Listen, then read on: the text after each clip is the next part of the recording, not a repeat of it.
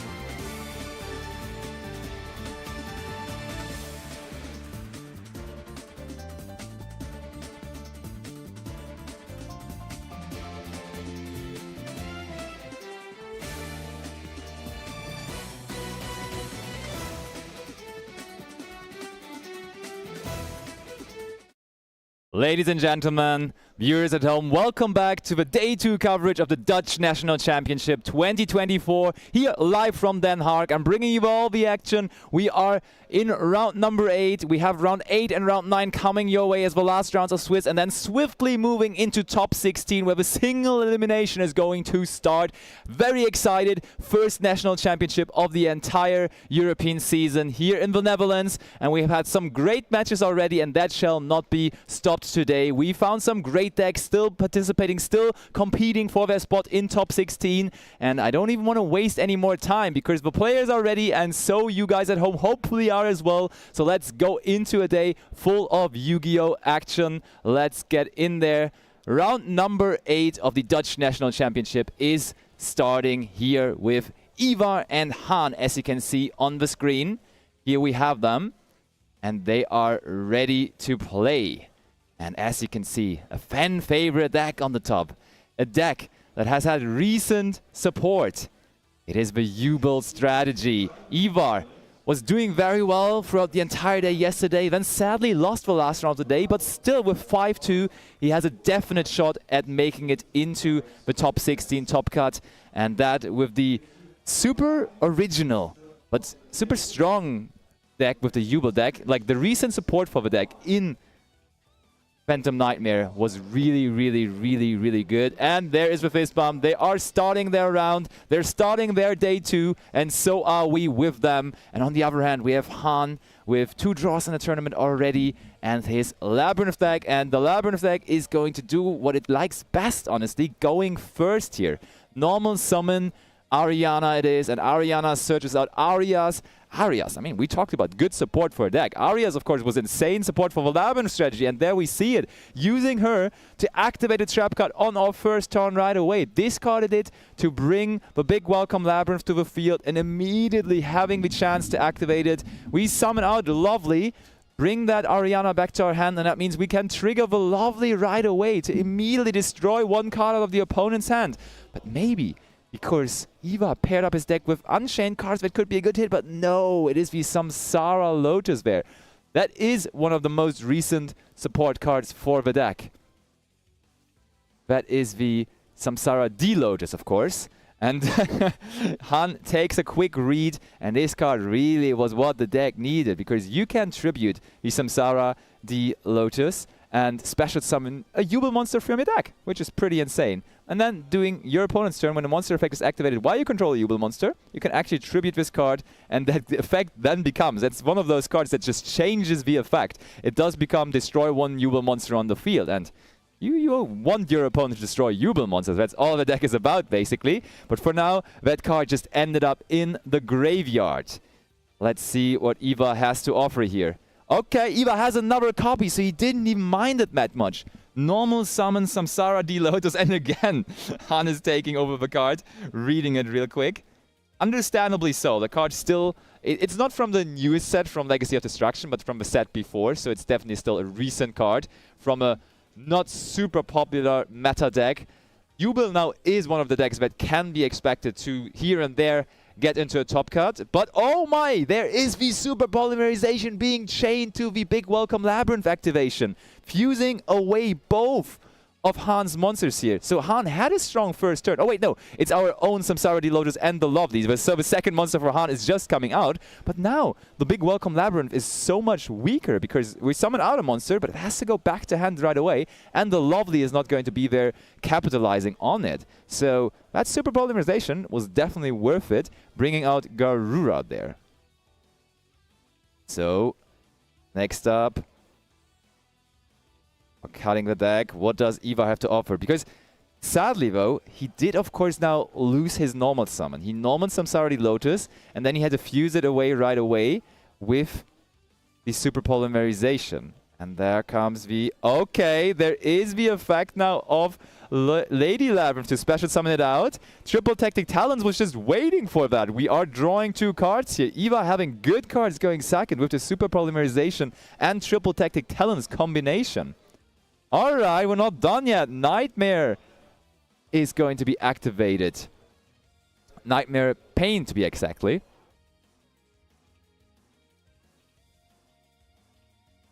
And Nightmare Pain says, during a main phase, you can just destroy one Dark Monster in your hand or face up on the field. And if you do, add one Jubel to your hand or just a card that mentions it. Ooh, but we are going to respond to that by activating Trap Trick.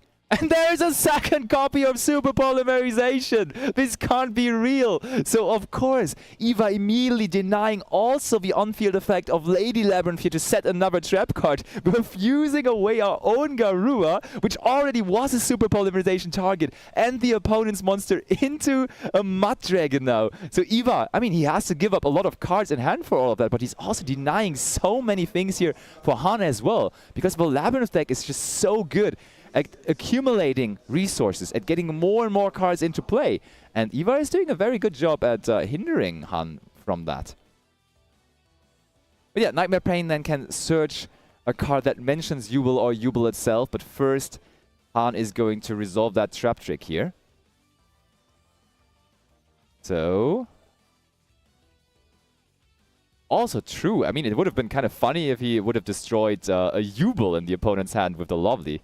So that Lovely is actually kind of dangerous using it on the hand of the opponent. Ooh, we decided to set Big Welcome Labyrinth here, which is a very interesting choice, as we already activated Big Welcome Labyrinth this turn.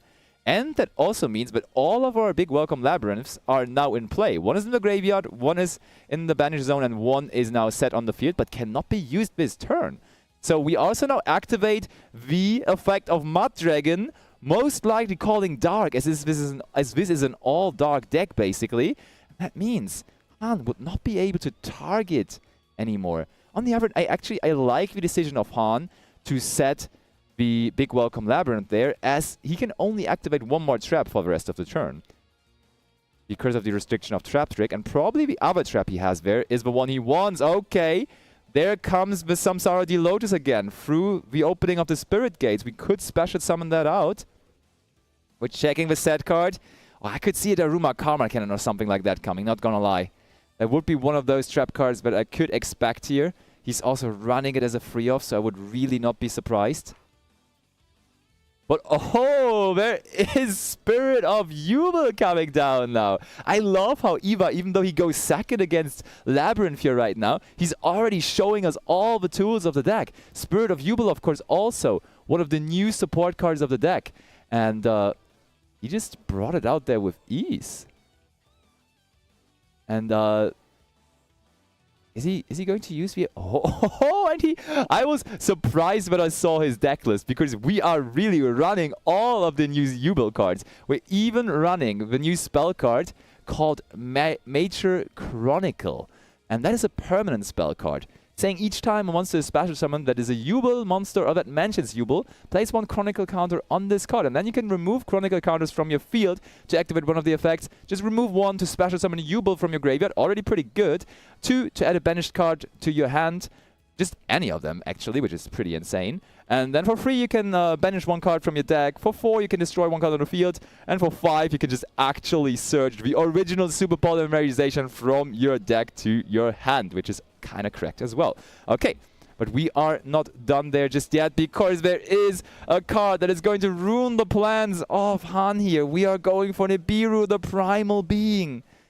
And we are... oh, and we had the chance to also go for Stovey Torby. Stovey Torby was chained, discarding the Nibiru. So we are not summoning out the Nibiru nor the token, but we get to set one monster from one spell and trap card from our deck. And I don't think Ivar likes this. I don't think Ivar likes his chances in this game anymore at all. He's picking up his cards. So Han, with that one interaction, with that one Nibiru, completely capitalizing, completely destroying the hopes of Ivar for this turn, for this first game even entirely. And therefore it is now Han leading here in the first match of day 2 in round number 8. It looked so good for Ivar, actually. Like, he was going strong there. He was really pushing. He was moving on, moving forward. But then... oh, wait, but actually, how did he bring that Stovey Torby to the field? Did he activate Welcome Labyrinth? I wasn't paying attention super close, but isn't Welcome Labyrinth one of those cards that also allows you to only summon out Fiend monsters for the rest of the turn? Or did he chain it? No, there's no way he chained it. Let me double check on that real quick. Actually, I'm pretty sure that he did actually just resolve Nibiru after he resolved Welcome Labyrinth. I'm going to double check with that. Oh, it's only extra deck or deck. Yo, you're right. It's only extra deck or deck. It's only extra deck or deck. That is completely correct. Nibiru is completely legal, as it is only restricting you from summoning non-fiend monsters from your deck or from your extra deck. But of course, Nibiru here was summoned from the hand, and therefore that is no problem at all. That is a very, very fine difference, right? And that is why Nibiru is one of those staple cards in the Labyrinth deck. A lot of Labyrinth decks are running that monster since its beginning, and Han also made the correct decision to go for it here. So, we have decided on our side decking. We are shuffling up, and I mean, Ivar now maybe has a little bit more of an advantage, because he certainly knows what to do against a Labyrinth deck. A Labyrinth deck is pretty well situated in the meta game. It has been around for a while. People know how to prepare for it. There's most likely dedicated side deck cards for back row decks like Labyrinth in your side deck. Looking at the deck of Ivar, for example, I see Solemn Judgment, Evenly Matched, Lightning Storm, Feather Dust. He's actually very well prepared for those. And on the other hand, Han may have not faced the Jubel deck so much, and therefore Ivar has the advantage here that Han maybe does not necessarily know which cards to bring in from his side deck here, and therefore he is a little bit in an advantage here, Ivar. So even though being down a game, he might still have the upper hand here, and therefore all is going to be fine. Let's see for game number 2. Let's see what Jubel can do going first. It looked fine going second there, but let's see what it is capable of doing going first. We start off with Terraforming, and now we are seeing one of the support cards from Legacy of Destruction. We are, of course, searching for, honestly, one of the most powerful support cards that could have imagined. We are searching for the Nightmare Throne, and when that card is activated, you can take one Fiend monster with 0 attack and 0 defense from a deck and either add it to your hand or destroy it. And that is what he is going to do here right away. And it looks like we just searched out Samsara the Lotus again. Indeed, we did. Normal summoning the Samsara the Lotus. And again, I feel like Han is just constantly reading Samsara the Lotus.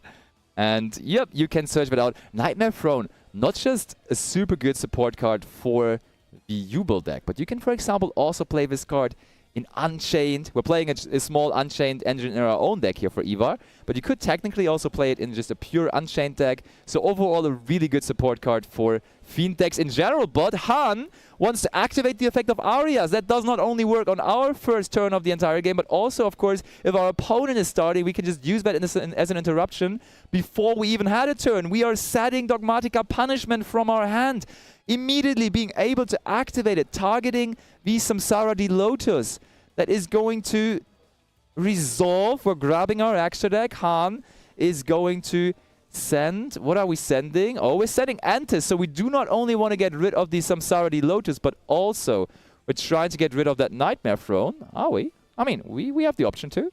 Yeah, okay. I was about to say, we probably should do that. Now, that might play into Triple Tactic Talons, though. We saw Talons last turn, and there is Talons again this turn. I don't honestly know whether it was so necessary to destroy the Nightmare Throne there, because now that just gives Ivar the option to even activate the Triple Tactic Talons, and he is going to go for a draw 2 here.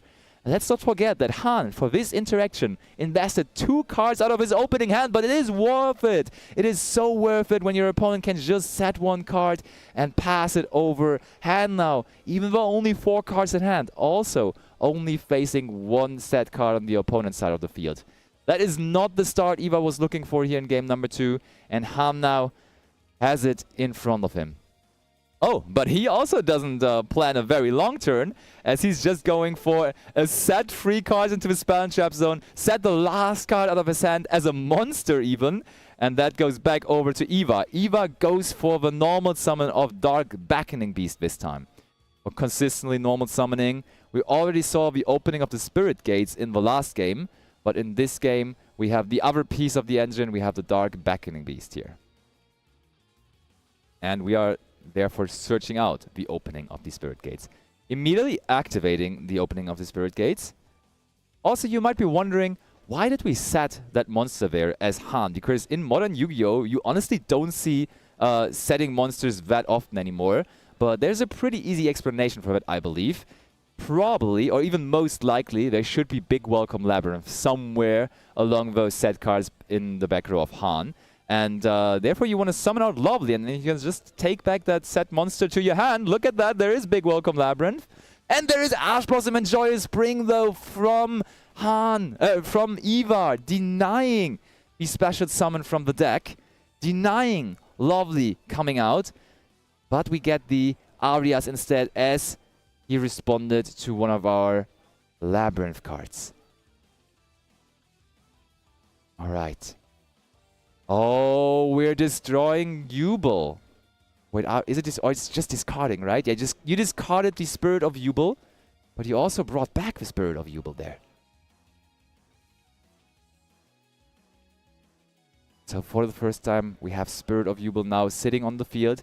Sitting pretty there with 0 attack points, but that doesn't matter to Jubel monsters because it cannot be destroyed by battle. Also, you don't take any battle damage from battles involving this card. And if Spirit of Jubel is destroyed, you can special summon one of your Jubels that is banished or in your hand, or in your deck, or in your graveyard, basically from anywhere. And we are now going to search out Eternal Favorite from our deck, which is the trap card. We already saw Ivar activating Super Polymerization here multiple times in the first game, but this card basically is an in-archetype card for the Jubel deck that is also Super Polymerization, because once per turn you can just activate one of these effects, special summon one of your Jubel monsters when it's banished or in your graveyard. Already cool, but if you control a Jubel monster, there's a second effect you could use, and that reads, discard 1 card and send this face-up card to the graveyard, fusion summon 1 fusion monster from your extra deck using monsters from either side, which is what Super Polymerization would do as well, and usually you go for Jubel, the Loving Defender forever, and that one can use 1 Jubel monster plus 1 effect monster on the field, so it would be totally legal for that. Okay, but we keep on going. So far, Han with no additional damage. Because he's holding his cards in the spell and trap zone there. Okay, there comes Shavara. I was talking about the Unchained package in his deck, and that is Shavara destroying Spirit of Jubel. Oh no, it was already one step ahead. It was already the Jubel. And we do also play the next form. We are going to bring out Jubel, Terror Incarnate. Oh, what a day this is. We're seeing the old school Jubel cards making a comeback. I love this.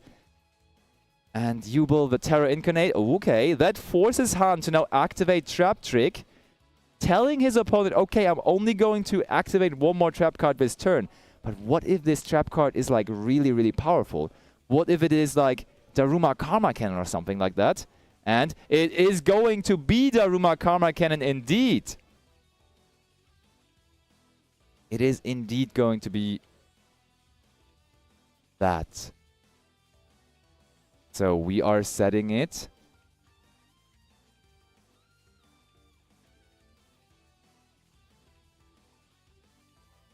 And what's next? Do we just immediately go for it? I think if we activate the Trap Trick, we also immediately want to activate the card that we're bringing out. And indeed, there is the Daruma Karma Cannon taking care of the entire field. And oh, okay.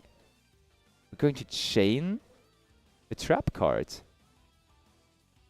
We're going to chain Escape there.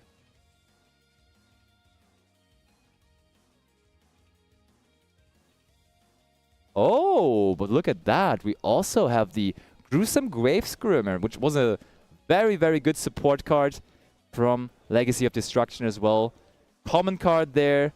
The Daruma Karma Cannon now is taking care of most of the monsters there on the field, putting them into the face-down defense position, sending the Yama to the graveyard afterwards. But that Grave Skirmer, as its name would suggest, can now squirm back from the graveyard maybe, and that is indeed what it is going to do. We are going to banish it from the graveyard to then summon 1 fiend monster with 0 attack, 0 defense from your hand or graveyard, which is going to be the original Jubel again.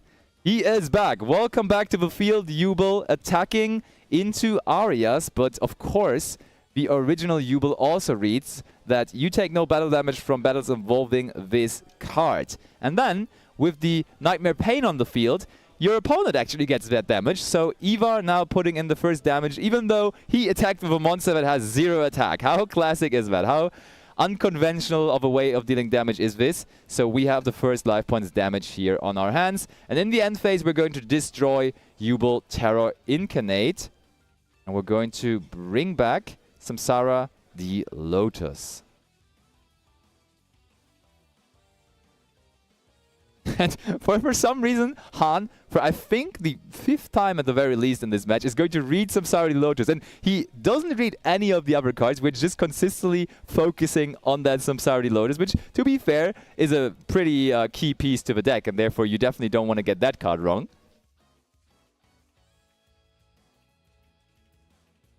But does now Han find a way to come back into this game? We have Big Welcome Labyrinth in the graveyard, which is an interruption, and they're therefore pretty good.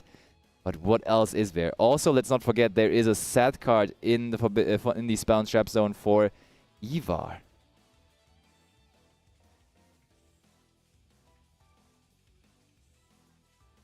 Right, really thinking this through. We are now able again to... Ooh, it was a back check in there, actually. That's that back check. Okay, okay. Eternal Favorite. We searched for it. I explained to you what it does. It's another way of being a super polymerization. We discard from our hand Spirit of Jubel, and Han has to read that. Yes, it sends itself for cast to the graveyard there as well for its own effect. And we are just going to bring out another Jubel monster. All the Jubel monsters coming to the field here. We saw the original one. We saw Spirit. We saw the Terror Incarnate. And now the fusion monster, Jubel, the Loving Defender Forever, is also going to come to the field, I'm pretty sure. Or maybe, is it going to be that one, or do we just go for 2 monsters with our opponent? Ooh. Or in response, Han can still actually activate the effect of Big Welcome Labyrinth, to be fair. And we are going to do that. We are indeed going to do that. We're bringing Backcheck back to our hands.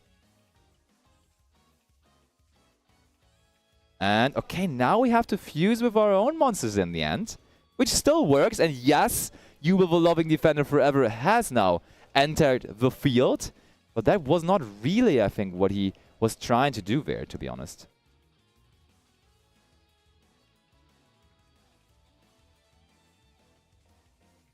And now we, of course, pick up Jubel the Loving Defender. I love the name, Jubel the Loving Defender Forever.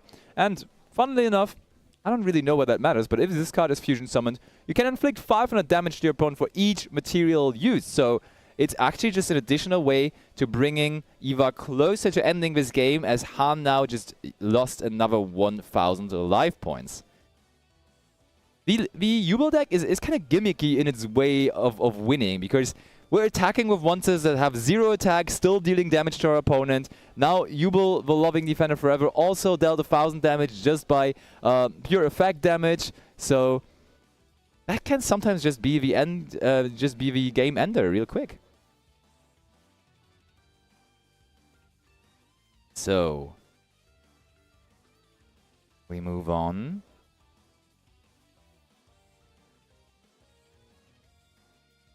Welcome Labyrinth was activated. Han once again checking, is there anything else I'm missing? And that is very much a good thing to do when you're playing against a deck that you're not 100% familiar. Just ask your opponent whether there's anything that you're missing. Just read your opponent's cards. You want to be aware of what's going on. You want to be in control of the game, even though you may not 100% be aware of what the opponent's deck is trying to do. I mean, I think even if Han has not played against Jubel before, he kind of sees what it's supposed to do now at the moment, because we just saw the opponent attacking with a monster of 0 attack. You saw all of those monsters kind of all have 0 attack. And we are now going to use the effect of Jubel the Loving Defender Forever on the summon of the Chandelier, I believe. Or I think we just... Wait, we just explained the effect further, I think. Yeah, because there is no effect that could trigger here, I believe. Samsara the Lotus.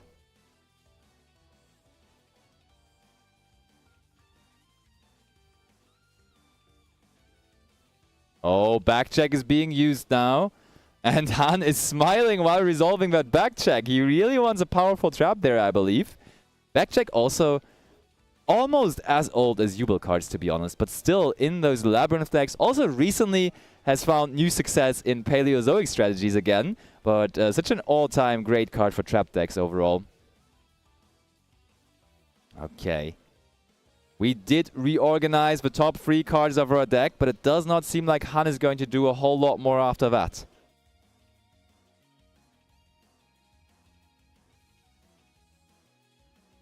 What is going to be the next move? Is there even a next move? It looks like Ivar is actually just grabbing his cards rather right now. So I would assume that maybe Ivar is the one leading the charge now. Maybe we just pass the turn over back to our Jubel player. Indeed we did! We just used the effect of Nightmare Pain. We destroy the Samsara Lotus, bring out Spirit of Jubel, and grab our deck to search out another spell card there, which is another copy, of course, of Nightmare Pain. Ivar, honestly, by the way he moves, he just looks like he's in control there. He knows this one is going better for him. The first game, kind of a bummer, but this one looks a whole lot better for him now. Already dealing some damage, already bringing the opponent down to 4,500 life points. Now searching for the gruesome Grave Skirmer as well. Bringing out Jubel.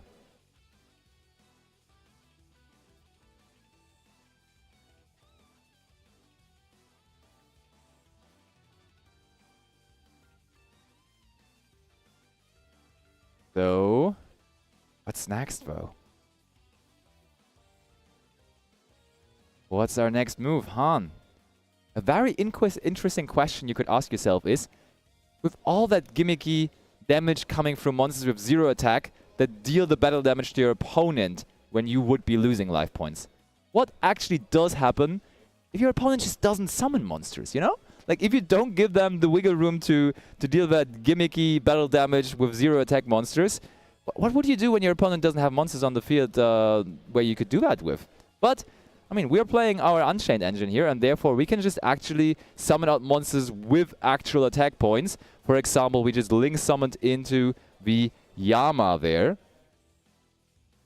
And from there on, we keep on going. Shavara also onto the field. And that is going to add up in terms of damage here. We are almost there. Yup, the Loving Defender Forever does have 0 attack as well, for sure. But yeah, so the Loving Defender Forever is actually a little bit different in the way it acts, because it says at the end of the damage, at the end of the let me just double check. Yeah, inflict damage to your opponent equal to that opponent's monster's attack. So, and if you do, you banish that monster. So additionally to just dealing damage, it also will take care of the monster, which is pretty good. So, checking the graveyard real quick there. Jubel and Jubel the Loving Defender Forever. Plus, we have now linked up into our Unchained engine as well. We brought out the Unchained Yama there. No, wait. Yama is already gone again. We are right now enjoying ourselves Unchained Soul of Rage on the field. And it seems like we're entering the battle phase. Indeed we do. And that is going to be 1,800 through the attack of Unchained Soul of Rage. I mean, I was saying we are setting up damage here through our Unchained engine, but I feel like if we would have just stuck with the Unchained Soul of Lord of Yama and with the Shavara, that would have been a lot more damage than just this, to be honest. But instead, we just go for the 1,800 through the Unchained Soul of Rage. And okay, we bring back through the Grave Skirmer our Samsara Lotus now. We're going to destroy Jubel. And what's next? Okay, that does trigger our Yama, of course. Yes, that's of course the Yama in the graveyard is actually valuable, because now by destroying our own cards, we will be able to special summon from the graveyard a monster, of course, which was the plan all the way. Eva, which one are we going to go for now? Another copy of Samsara Lotus by the looks of it. And now Ivar himself will have a proper read of that Samsara Lotus, figuring out whether you can actually do that. And I think we just went into the end phase. Ivar. So the question actually was definitely right. If your opponent just doesn't give you monsters to play with, you might be in a bit of a trouble, because Ivar had problems here, even though he had a lot of monster X's, to deal 4,500 life points damage. And now it's the end phase. Now we use Welcome Labyrinth for Han. We bring out our monster, which is Ariana in that case, and Ariana is also going to use its effect to give ourselves another Labyrinth card, of course.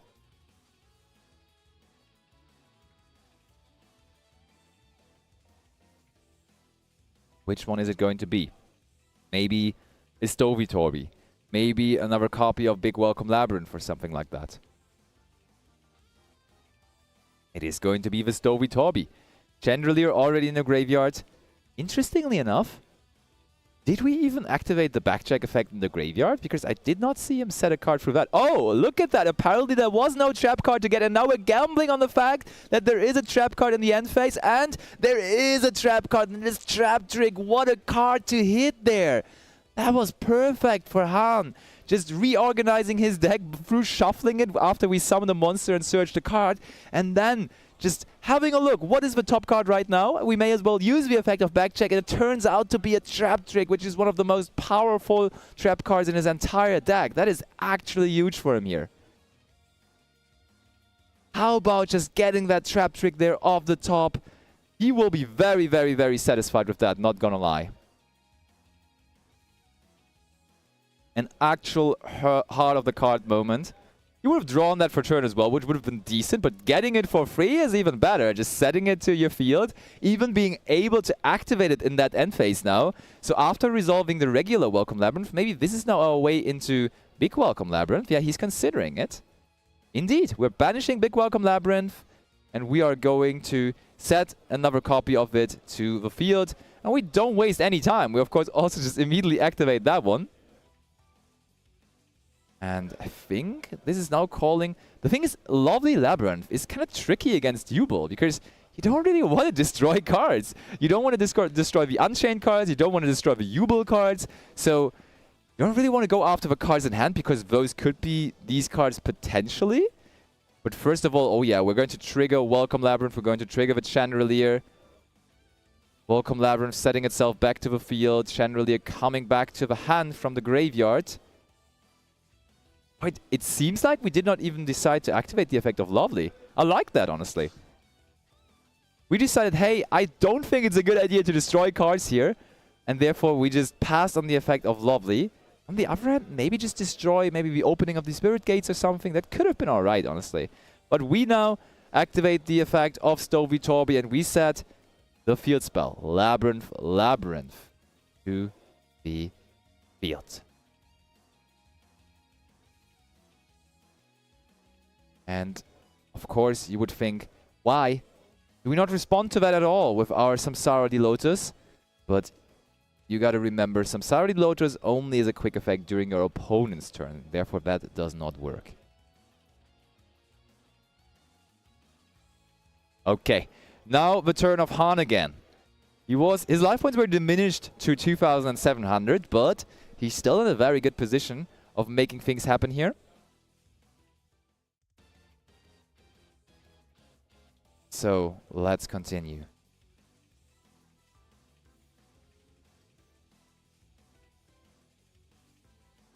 Oh no, we are going to trigger Welcome Labyrinth, we're going to trigger Stovey-Torby and Chandelier. And when you see that kind of a chain going off for a Labyrinth player, you sure don't like it, because that was just through activating one card, he got 3 cards for free. That's Stovey-Torby to the field, being special summoned, now potentially being able to use that as synchro fodder. Then also the Welcome Labyrinth, of course, being set on the field, and that Chandelier being a resource in the graveyard. And when you cannot really rely on destroying monsters on the opponent's side of the field, how about banishing them? Because I am already anticipating a big Chaos Angel coming down here, which is a synchro 10, which we already have access to right now.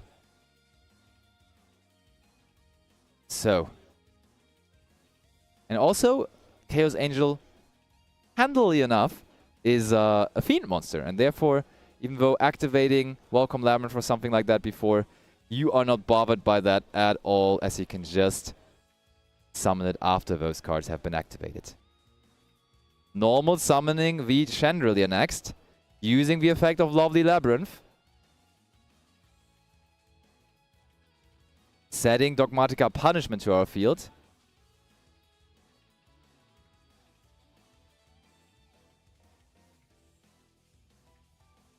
And now, checking the opponent's graveyard, making sure there's no Yama waiting, there's no big surprises waiting in the graveyard that could cause trouble here. But that Chaos Angel in my extra deck right now looks incredibly promising, and therefore I think that absolutely has to be the next option that we're going for. I am kind of interested in why we did normal summon that Chandelier there, though, because we already had access to the Chaos Angel by just having Stovey Toby and the Lovely on the field, and now we just gave our opponent a monster to work with. Like last time we played around having monsters on the field so perfectly, but now we just decided that we need a monster on the field instead. Okay. And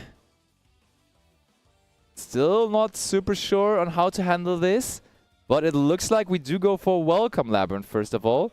That is not going to be met with any response. Also, it should be noted that monster effects could have not been a response to this here anyways, as there is Lovely on the field. Okay, bringing out Lady Labyrinth now, using the additional effect now, because Labyrinth, the field spell is on the field, and therefore making every Labyrinth trap card that you activate have an additional effect. It's not written on the card, as the card is already printed, but basically it is as if it would have written on it now as well, saying, additionally, whenever you activate this card, you can just also destroy one card on your opponent's side of the field. And in that case, we did destroy Samsara the Lotus. And now it is finally time for that Synchro 10 summon. And we are going to bring out Chaos Angel, banishing Samsara the Lotus, chaining the effect of Samsara the Lotus, of course. We may as well. Tributing itself to negate it. Linking off both the Chaos Angel and the Chandelier. Now I understand why we did summon the Chandelier as well. To go into the Muckraker, it does seem like we just want to go for a really big turn here with the Muckraker, bringing back the Chaos Angel, discarding a card from our hand. That means the Chaos Angel will be able to trigger it again, as it only has to be special summoned and not synchro summoned to activate its summon effect. And that is quite some damage on the field. I don't think it's enough just yet, though. We need some additional damage. Or is it maybe enough? It could be very close. Like, Chaos Angel is 3,500. The Lady Labyrinth is 3,000. So I think we're missing 300 or 400 points of damage. It's super close. Let me remind myself how much Muckraker is on. Muckraker is 1,000 only. Okay, so that means we're missing 500 here at the moment.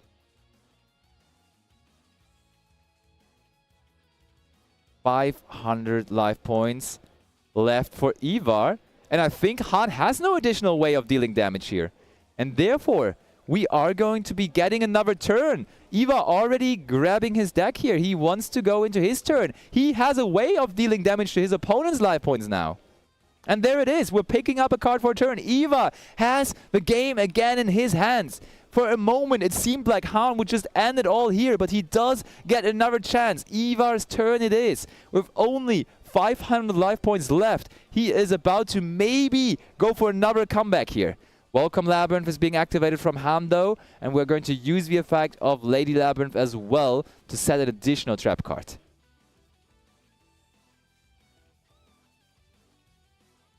And we bring out Ariana. We do destroy the opening of the Spirit Gates through the additional effect of Labyrinth. We're now going to use the effect of Yama. We did trigger the Yama because we destroyed an opponent's cards. Han, you should have learned. Don't destroy the cards of Ivar. They're all going to do something.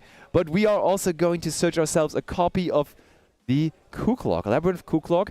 Of course, enabling cards you just set this turn to be activated during that turn.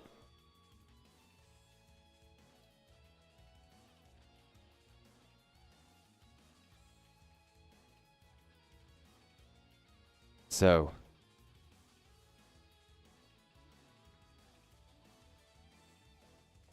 What is next?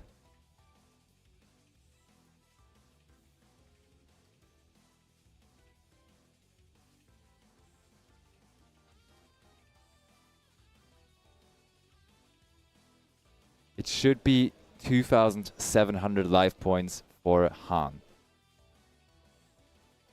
Oh, actually, okay, we just got information from the judge that actually it is not 2,700 life points left for Han, but it is 3,700 life points, as we apparently did not attack last turn with one of the monsters, and therefore Han still with at least 3,700. I don't know whether it's going to make a huge difference, because 3,700 and like, if you can do 2,700 points of damage, you may as well be able to do 3,700. But we are going to see whether Ivar is going to be able to do any kind of damage to stay in this match, to stay in this tournament. Let's face it, this game is going to decide the fortune of Ivar in this entire tournament. If he loses here, he's out of it. He cannot reach the top 16 anymore. If he somehow finds a way to turn this around, he would still be a candidate for a top 16.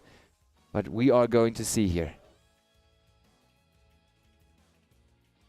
Okay, and oh no, I said it last turn, and it's happening again. We are triggering both the Chandrily and the Stovey Torby, and also the Welcome Labyrinth.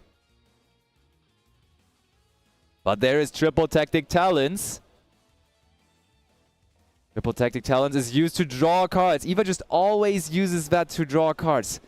Is he going to find something valuable, though?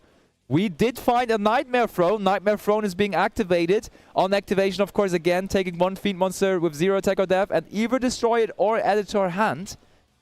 Where is this going to lead us to? Where is this going to bring us? This may as well be the last turn of this duel.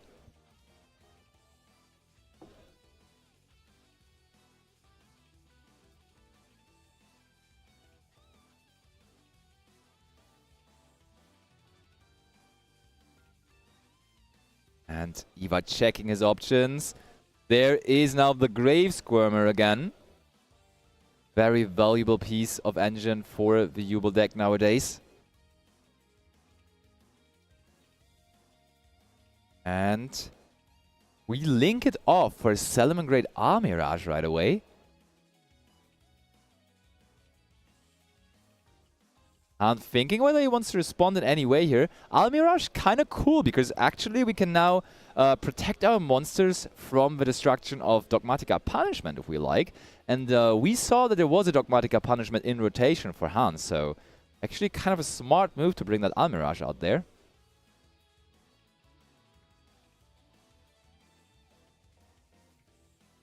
Ivar contemplating his next move. He has to make it happen soon, though. He is right now behind in life points, and if he wants to stay a factor in this tournament, he needs to eagerly win this game. Is he going to be able to?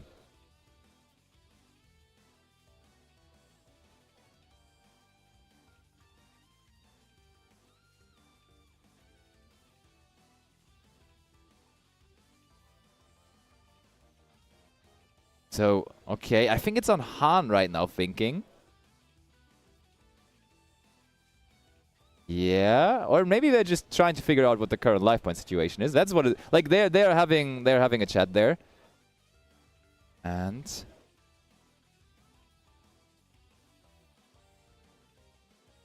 what's next?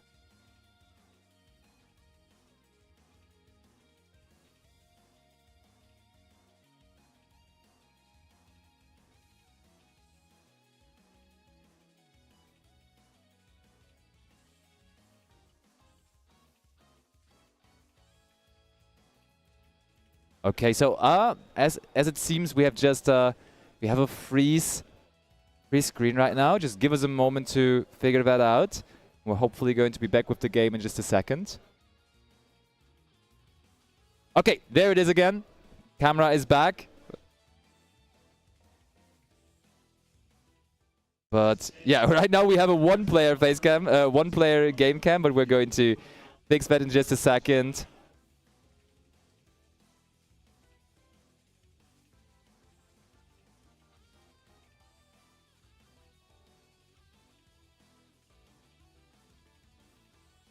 Oh, there is a Typhon now, as we see on the field.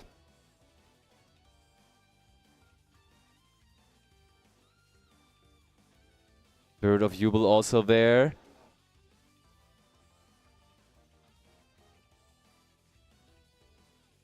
Are we going to find a way to get into this?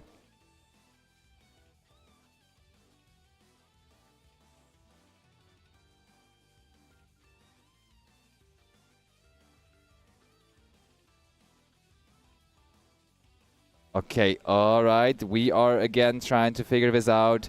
Don't you worry, we are going to see some more Jubel gameplay. And we are going to see whether he will be able to turn this around. Of course, not an easy situation for him to be in. Okay, there we are again.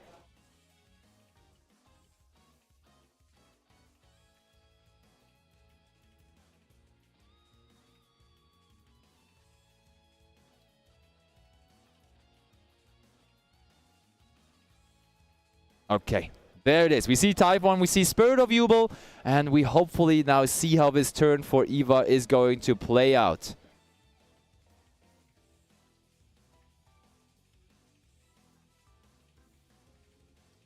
And yeah, they're smiling. They are aware of the situation. They have been told to stop playing for a little bit, but I think they are now back with us and they can continue to play.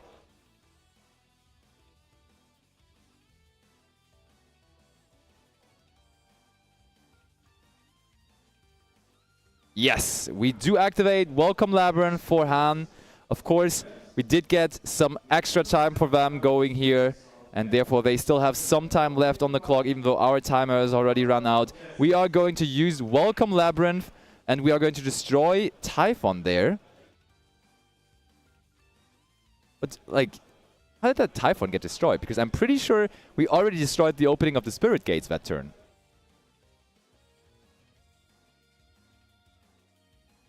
Or did we, on purpose, with our own effect, destroy the Typhon? That must be the solution then. Oh, actually, it's back over to Han, apparently. Turn is back over to Han, and Han is playing like a madman. Solemn Judgment on Chaos Angel coming in.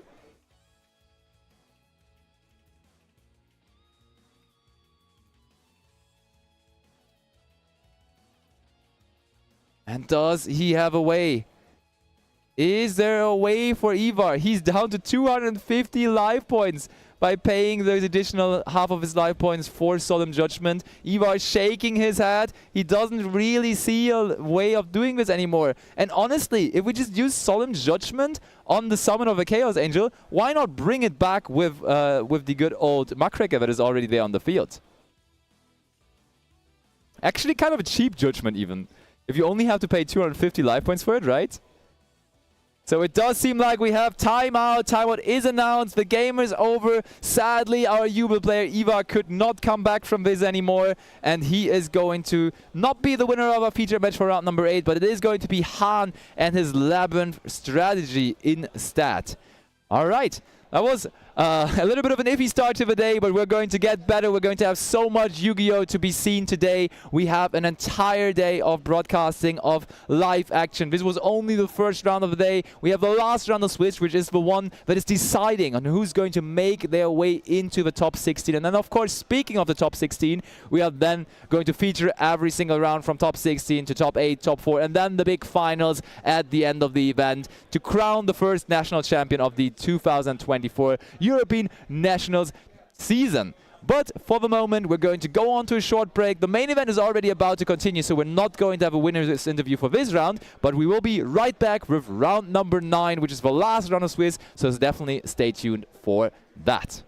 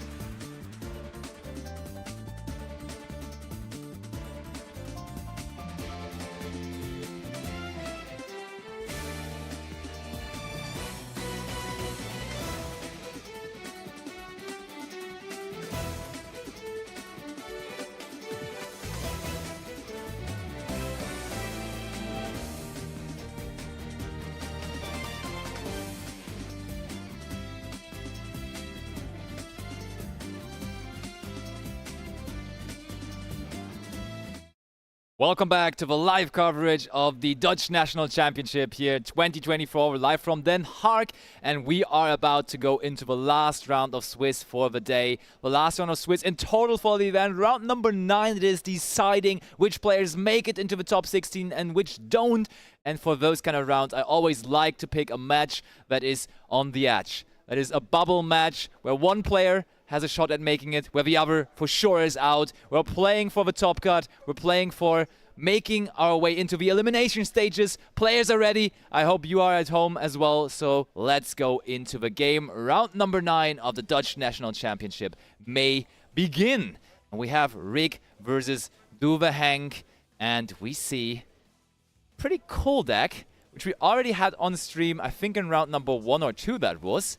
But we didn't necessarily expect it to also still be around here with an X2 record in the last round of Swiss, having a chance to make it into the top 16. And that is Sword Soul here for Duang. Sword Soul is going to lead off with the summon of Ecclesia, and Ecclesia is going to use its effect to bring out a Sword Soul Moye. Moye is going to use its effect, and Moye is going to reveal. What are we revealing? Oh, he revealed it to his opponent, but not to us. Too sad. But there is a Sword Soul token coming in.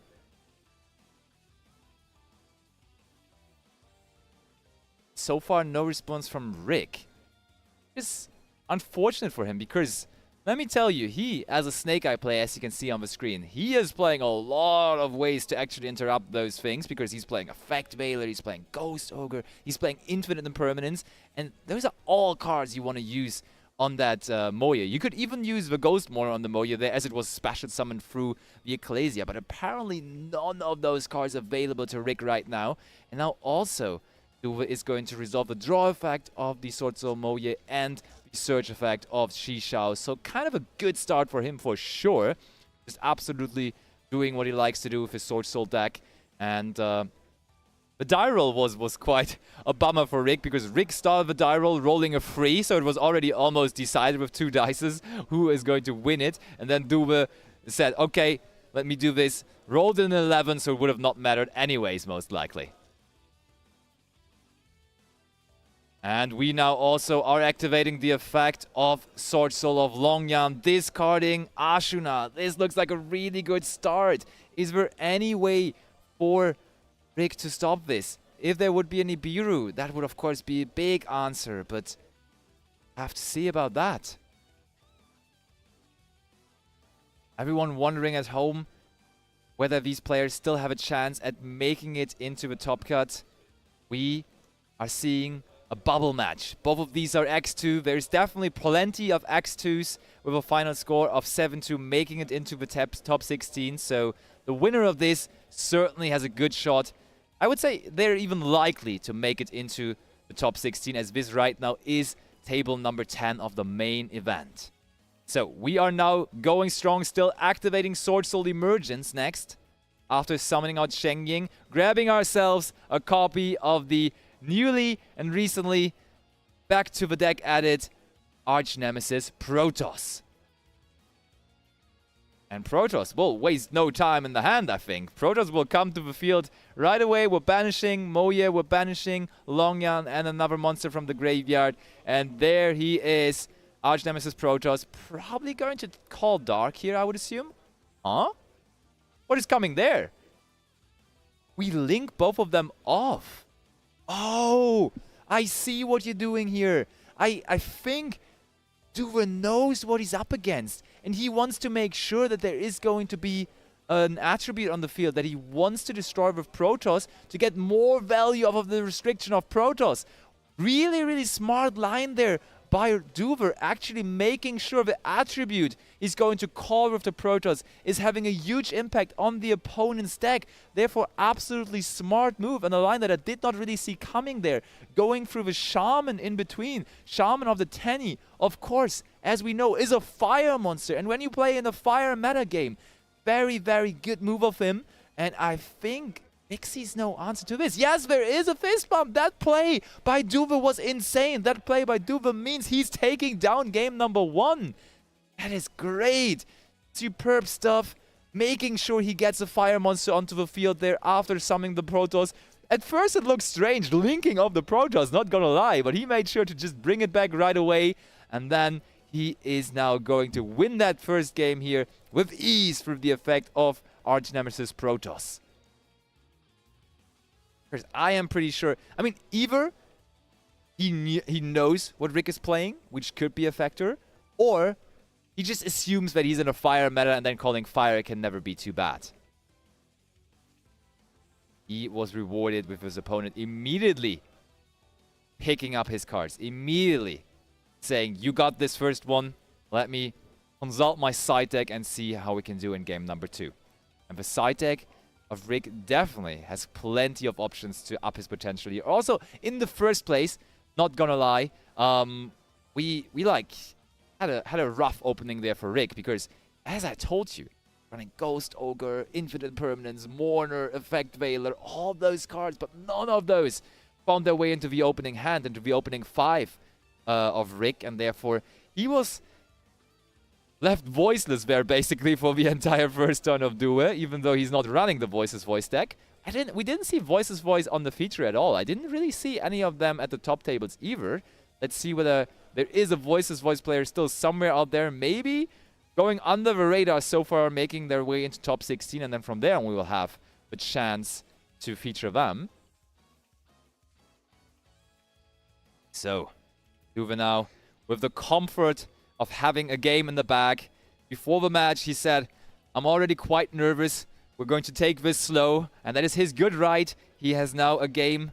He's now one game closer to making it into the top 16. So this round probably is the most nerve-wracking of all of them. The last round of Swiss, your X2 actual bubble match. You have to win it, and therefore the stakes are most likely the highest. Because honestly, making top cut or not making top cut, when you are in top 16, at least speaking for me personally, you are a little more relaxed because you already did your job. You already made top cut. That is a pretty big accomplishment. And from there on, you can take it a little slower. You can take it a little more relaxed. But I don't think we're going to take it relaxed here, as game number 2 is on our hands. And let's see what Rick can do in that second game. And he's going to start things off with Wanted. That is a good card that you immediately want to activate and resolve, and he is allowed to do so. Grabbing himself a copy of the Diabellstar Witch.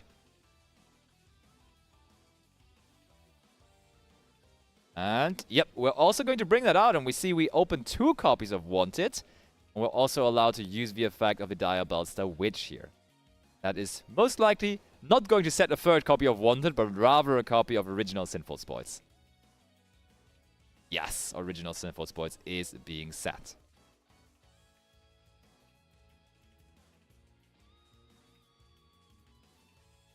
What is next? I mean, this is, if Duang has no interruptions, this is already all he needs. He can combo after this. He hasn't even normal summoned yet. He's good to go. He can go into a standard Snake Eye combo line here. But if Duang has some kind of interruption, it may get interesting again. We will have to see. Duang is playing 44 cards, by the way. So him opening those kind of interactions for the first turn is not guaranteed, as like in a 44 card deck. You could also just draw 3 Sword Soul cards and 2 10E cards, and then you will not be playing on your opponent's turn, but you will have to rely on your own turn. But for now, it's on Rick performing all the actions, searching the Temple field spell for the Snake Eye deck off of Snake Eye Poplar. Next up, we're going to put the Snake Eye Diabellstar into the Spell and Trap Zone. New tool from Legacy of Destruction. We saw it plenty yesterday from the Snake Eye decks already. Really, I think it is at this point it has become common sense that this is a valuable addition to the deck. People were debating, going back and forth on whether this card is valuable enough to include into the main deck. But I think at this point people are kind of agreeing that it definitely is. Now we agree on activating the effect of Snake Eye Ash, bringing out Snake Eye Poplar. Oh, not Poplar. Poplar was sent to the graveyard, but we bring out Snake Eye Oak instead. And we're going to use the effect of Poplar to put itself into the Spell and Trap Zone, and Oak to bring back the Ash again. And now most likely that Oak that just was summoned to the field is going to leave the field again right away, sending itself and Poplar to bring out Snake Eye Flamberge Dragon. Duve still. No response. No way of interacting with Rick. Or at least, no, maybe he sees no need of interacting with yet. Maybe he has like, maybe he's relying on cards like Lightning Storm to carry him to victory here, or such cards. Because those cards are definitely also included in his side deck. Let's see. That is an IP Masquerena there, sitting in the extra monster zone. It's probably going to be linked off into Promethean Princess shortly after. That is what we're going to do here. The most prominent link-free monster in the game right now. The reason why fire decks are having a good time at the moment. A super, super good addition to the deck from Phantom Nightmare. I mean, you can summon it with any kind of... you can summon it with free monsters. You don't need fire monsters for it. But when it is on the field then, you are only allowed to summon fire monsters from there on. Also, you can only bring back a fire monster, of course. We even saw a super unique way of using this card yesterday when in our featured match we saw our Snake Eye player chaining to triple tactic talents the effect of IP Masquerena. That is not really an uncommon sight, but then we did link summon into Promethean Princess on our opponent's turn, and we gave our opponent the Promethean Princess, and Tammy wasn't happy with that as she was playing Vanadium, so that was kind of a funny one, actually locking our opponent out of summoning monsters except fire monsters. And as Tammy couldn't summon any fire monsters, that was actually the smartest play he could have done there, and it was winning him the game. But now it's on Rick. Rick went into Hita. Hita is going to be combined here with the Snake Eye Diabellstar to summon out the Celine. Celine now definitely has enough spells to work with, so we are able to use the effect, removing 3 counters to bring out Snake Eye Diabellstar again, and those two are going to be combined for a Link Force summon into Appaloosa. Appaloosa in the extra monster zone, and still not done yet. We can even use the graveyard effect of Wanted to put that original Sinful Sports back to the bottom of the deck, and in exchange for that, draw a card from the top of our deck after. So that all looks very, very much solid. We have Appaloosa, we have Flamberge Dragon, and we have one set card there sitting as well. And does seem like that's it. Okay, over to Do a Hank it is. What do we have to answer all of this? The Sorcerer deck. Basically, since its release, since Power of the Elements, where this archetype was like one of the main contenders in the metagame, has always been a deck that's really good at playing through fields. The Tennies, mainly Vishuddha being a factor going second, and Vishuddha being easily accessible also through Ashuna. And then also the Sword Soul cards with Baxia, or like rather the Young Zinc package in the extra deck, which you access through the Sword Soul cards. Being able to shuffle cards on the opponent's side of the field overall is pretty good. Okay, we do use the effect of the Flamberge here to bring out the IP Masquerena. And yeah, that is a good start for Dua Hank, as he can just special summon that Ecclesia out there. His opponent controls definitely more monsters than him, so he absolutely can do that. And it is followed by the normal summon of Moye. And we are going to... Are we going to use the effect? I would assume so. Yeah, we do use the effect. Reveal a Sword Soul card or a Wyrm monster. That makes Rick think now. And... oh, when we're considering to activate our set card there, I would assume that should be an Infinite Impermanence. But Rick is not sure just yet. Is he going... go after it? He is. Infinite Impermanence on the Moye. There may be a response for Dewey. We know the Sword Soul deck has tools to dodge this.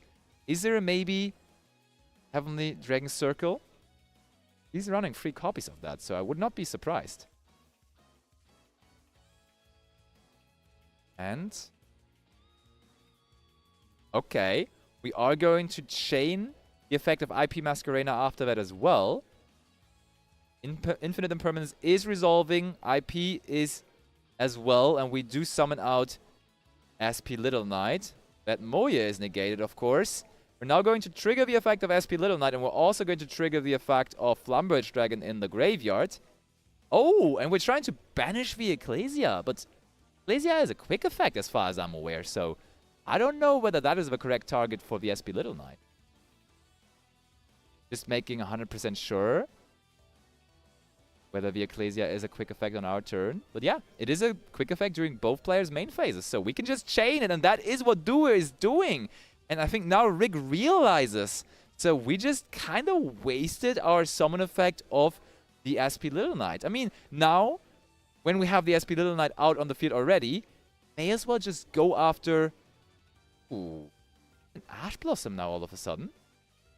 I am assuming we just used Ash Blossom on the effect of Snake Eye Ash. Where's the monster off of our Ecclesia?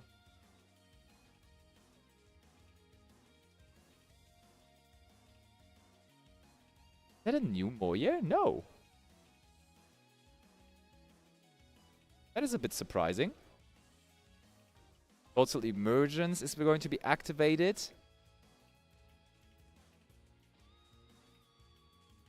Or wait, we just used Appaloosa on it most likely. Yeah, that makes sense. I mean, we could chain the effect of the Ecclesia, but it was probably just negated by Appaloosa. That's like the easiest answer there is, in my opinion. Because that Appaloosa, of course, is able to negate 2 times. And after that, we also have Pot of Desire. So Duang can go strong still here.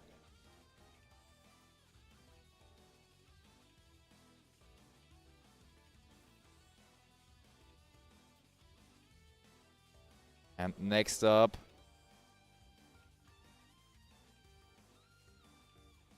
do we find the cards that are going to win us the game here, that can turn things around? Maybe a valuable triple tactic talents. Maybe something along the lines of that. Maybe a Longyan to bring out additional power to the field.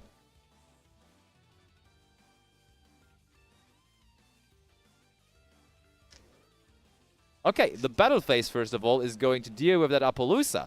We attack over that Appaloosa that used 1 effect, meaning should be at 800 attack points, and therefore we do deal 900 points of damage here to the life points of Rick. And after that, we do have triple tactic talents. There is triple tactic talents, and we want to take banishing the Moye and the SP Little Knight, so we will now only be allowed to take one of those Snake Eye monsters. And Duang is checking, okay, what can I do with that Snake Eye Oak? What can I do with that Snake Eye Ash? So definitely a smart way of Rick to dealing with this. Maybe we should have not gone into the battle phase before that, because then we could have at least taken the Appaloosa, but now we're sit there with a Snake Eye Ash. But there is the Longyan. Longyan brings out a token as well, of course. On the summon, though, we're going to trigger the effect of our Field Spell Temple. We're going to search out ourselves a copy of Original Sinful Spoils.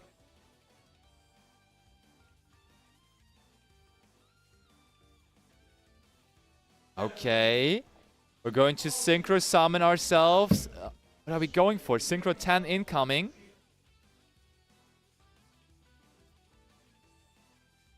And it is going to end up being a Chengying. Of course, triggering the graveyard effect of Longyan, bringing ourselves further ahead in terms of life points. So Duang now with not only a game lead, but also a decent life points lead, I would say. Oh, but there is Mourner. Ghost Mourner and Moonlit Chill makes Rick a little chill again, because that Chengying would have been potential trouble, but that definitely is going to be a good answer to it. Now, that's a thing. Does Sword Soul even have that many generic Link monsters that you could use to get rid of that Snake Eye Ash? There may be maybe an SP Little Knight in his own extra deck, but then you would have to link up the Chengying, which also doesn't sound great.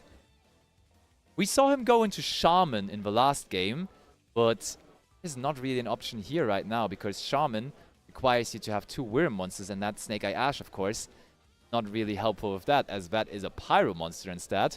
And yeah, there is SP Little Knight in his extra deck, so that could work, but I don't know, linking up Chengying doesn't sound great, as I said. We could also go into Typhon potentially with the Poplar, as we're not locked into Wyrm monsters at all. think I like the Typhon the most, to be honest, but that also rules out our own Shengying, so it's all kind of iffy. Like, taking that Snake Eye Ash Bear really didn't help, and he just gives it back. Oh no, he gives it back to link it off into the SP Little Knight. At least we get to trigger the summon effect of SP Little Knight here.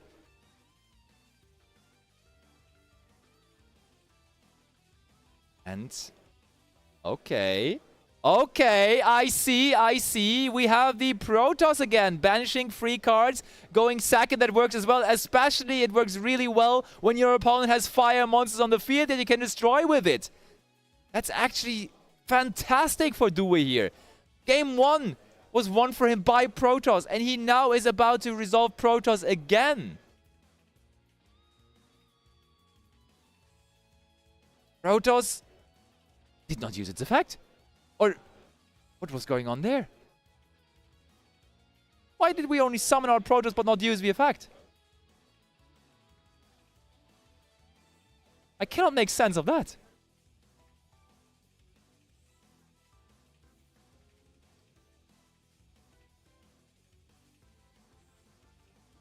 So, I think there is some confusion now between the players as well. Because, I mean, why would you summon out that Protoss without using its effect? Like, that's the game-winning effect that is just designed for you to do it. Designed for you to win this game. Okay, so we are double reading the Protoss. Maybe he did activate the effect of Protoss, but they just didn't destroy the fire monsters. Oh! We just got information from the judges, and the judge is, of course, just next to the table, so he can give us accurate information on what's going down. Actually, let me tell you what went down. We did use the effect of Protoss. We called Dark. We called Dark monsters. And therefore, we just missed out on locking our opponent out of summoning fire monsters, which of course is a huge deal here. We saw him being out of fire monsters completely winning him game number 1. But we did go after dark monsters here. Probably. We did not, as it is so new to us again. Protoss just recently returned. We did not realize that we could also call attributes from our opponent's monsters. So there was a fire monster on the field. We could have legally activated the effect of Protoss to call fire, but we didn't. And that means game number 2 is going to Rick here. That is the equalizer for him. I don't know whether he could have recovered from a Protoss calling fire, but he did call dark, and therefore game number 2 goes to Rick instead. But now it is very important for Due to not be upset. He still goes first in this third game. He still has all the tools in his hand. He's the one going first, having the advantage of that. And he can make use of that. He can just summon the Protoss again. He can this time go for the cool line that he also did in game number 1. It might still all be alright. It might still be all good. He just has to make sure that he recovers from this mentally. Because we saw him shaking the head. He realized himself that he could have done that. So, we're in our siding process. Now, he's still shaking his head. I don't like seeing that. I don't like seeing that because he has to get away from that. He has to get over this. When you want to perform Yu-Gi-Oh! On a high level, you have to be mentally completely invested. You have to be with the game that you're about to play and not with the game you just played. You have to be in the moment, in the zone. And I hope for our Sword Soul fans at home and for Due, that Due finds that focus again here for the third game. To be fair, if we call fire and we already have, we don't have monsters on the field then anymore. SP returns. I think there might have been a way for Rick to still, without fire monsters, somehow get there. But it would have been hard for sure. It would have definitely been hard. Yeah, I told you. Last round of the day. Swiss round's about to be over. We're playing for a spot in top 16. This is where the nerves are going to come in, and the nerves came in here in that second game. But still one more game ahead of us. And I mean, looking at the side deck of Due, it is going first cards in there, but the question is going to be, are those the right ones for this matchup? Because as many other players in the event, he has decided to bring Dimensional Barrier into his side deck. Not particularly good against the Snake Eye Kashtira deck though. And additionally though, some other cards that are really good. There is Anti-Spell Fragrance and the Rivalry. Both of these are limited though, and therefore there can only be one copy of each in the side deck. So, Due, are you going to be able to do this? The people are rooting for the underdog deck for Sword Soul, but of course I'm sure there are fans for Rick in the chat as well. Okay. Players are ready. Rick confidently presents his deck to his opponent. Knows that he maybe mentally has a little advantage here over his opponent after that last game. But here we go into the third game. Both players smiling, both players laughing. So let's hope for another nice one. Almost 20 minutes left in this. So, Due, Hank, do what you gotta do. Maybe summon Ecclesia again as you have been in both games so far. Oh, I think, but this... Okay, oh, we start off by using the effect of Ashuna. So maybe we're not even that reliant on our Sword Soul cards here and can already find our way into a Synchro 8 without even going into our Sword Soul cards. Okay, there is first of all the Link Summon of Monk of the Tenny. Okay, we follow that up with a Pot of Desires. Trading 10 cards from our deck, banishing them face down to get ourselves 2 cards from our deck. Is there a response from Rick? I think I see him.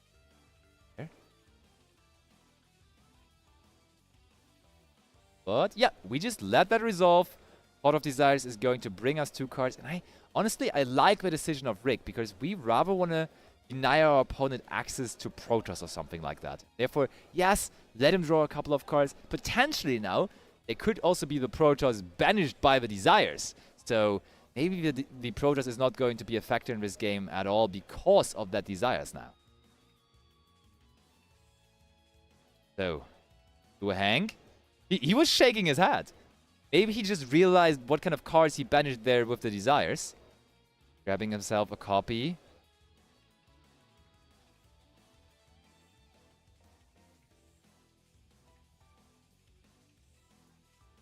Okay, Moye it was. Alright. Now showing it to us as well. Moye is going to be added to the hand. Lovely. Normal summon of Moye incoming next, I would assume. Indeed, normal summon Moye, revealing a monster to our opponent. We're a monster or Sword Soul card, and we are going to bring out a token. Okay, I think they just the judge just told them, yeah. Oh, was that Protoss or was it another Ashuna? I think that might have been Protoss. It could have been Ashuna too, though. If it is Protoss, that might be trouble for Rick again. Okay, Longyam next. Okay, it does look like an Ashuna now. We did have another Ashuna, which we discarded for the effect of our Longyam now.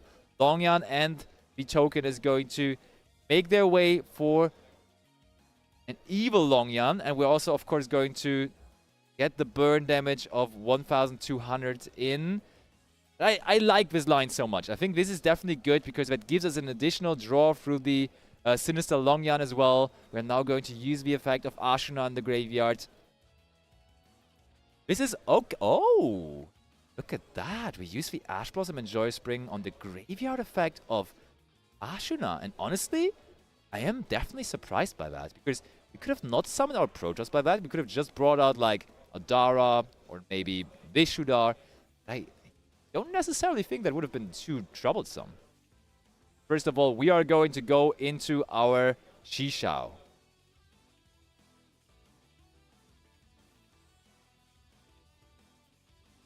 Shishao is going to trigger, Longyam is going to trigger, and also the Moye Engrave is going to trigger. That means we're going to draw 2 cards. We already resolved Pot of Desires, but here's another Pot of Desires for you. Drawing 2 extra cards from the top of our deck and also getting to search with that Shishao. So honestly, overall, that Ash Blossom seems alright to me out of from the perspective of Due, because he can still do what he wanted to do. He did rob Rick of one card in hand. Oh, and look at that. That's a card that is not like super common to be seen in the Sword Soul deck. Some people are running it, some are not, but that is the Sacred Summit. Basically a Monster Reborn just for Sword Soul monsters though. Okay, anything else? Duang, nothing else, no card in the Spell and Trap Zone, so no Rivalry, no Anti-Spell Fragrance, no nothing. Only the monsters on the field and potentially some monster effects coming down from the hand as well. But I gotta say, Rick probably pretty satisfied with no cards in the Spell and Trap Zone there. Okay, going over to Rick it is, and we see, I already said it, there is some Kashtira cards in the deck of Rick as well. We start things off with Kashtira Unicorn here, first of all. Kashtira Unicorn, of course, as the field is empty, can be special summoned out here.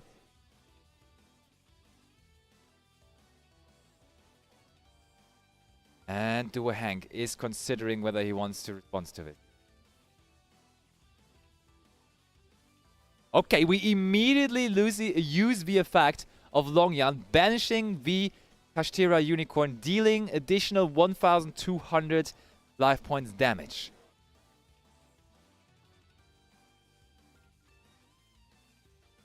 Okay, next up, we activate Wanted. Wanted is going to search us Diabellstar Witch.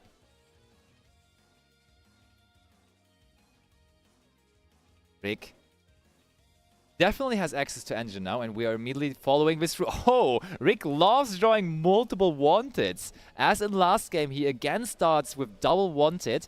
Now special summoning out the Diabellstar Witch, discarding the second copy of it, and going to use the effect now to set original Sinful Spoils to the field. Next up, going to be normal summon Snake Eye Ash. Okay.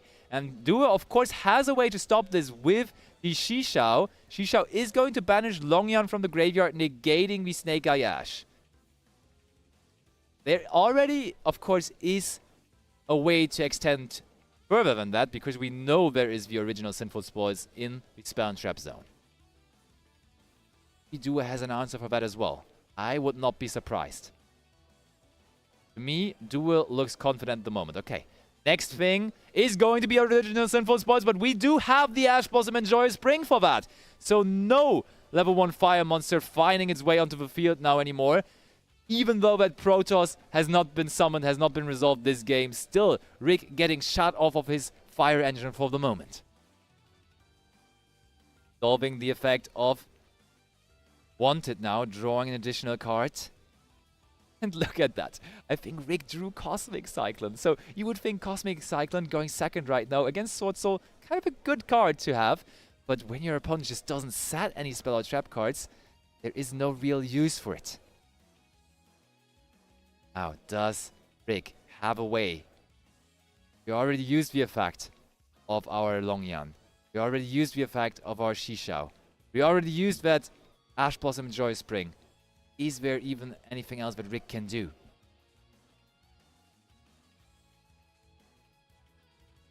So, going into the battle phase, attacking with the Diabellstar Black Witch, attacking over the Monk. Okay, so that means we are also now going to deal some damage here in this game 3.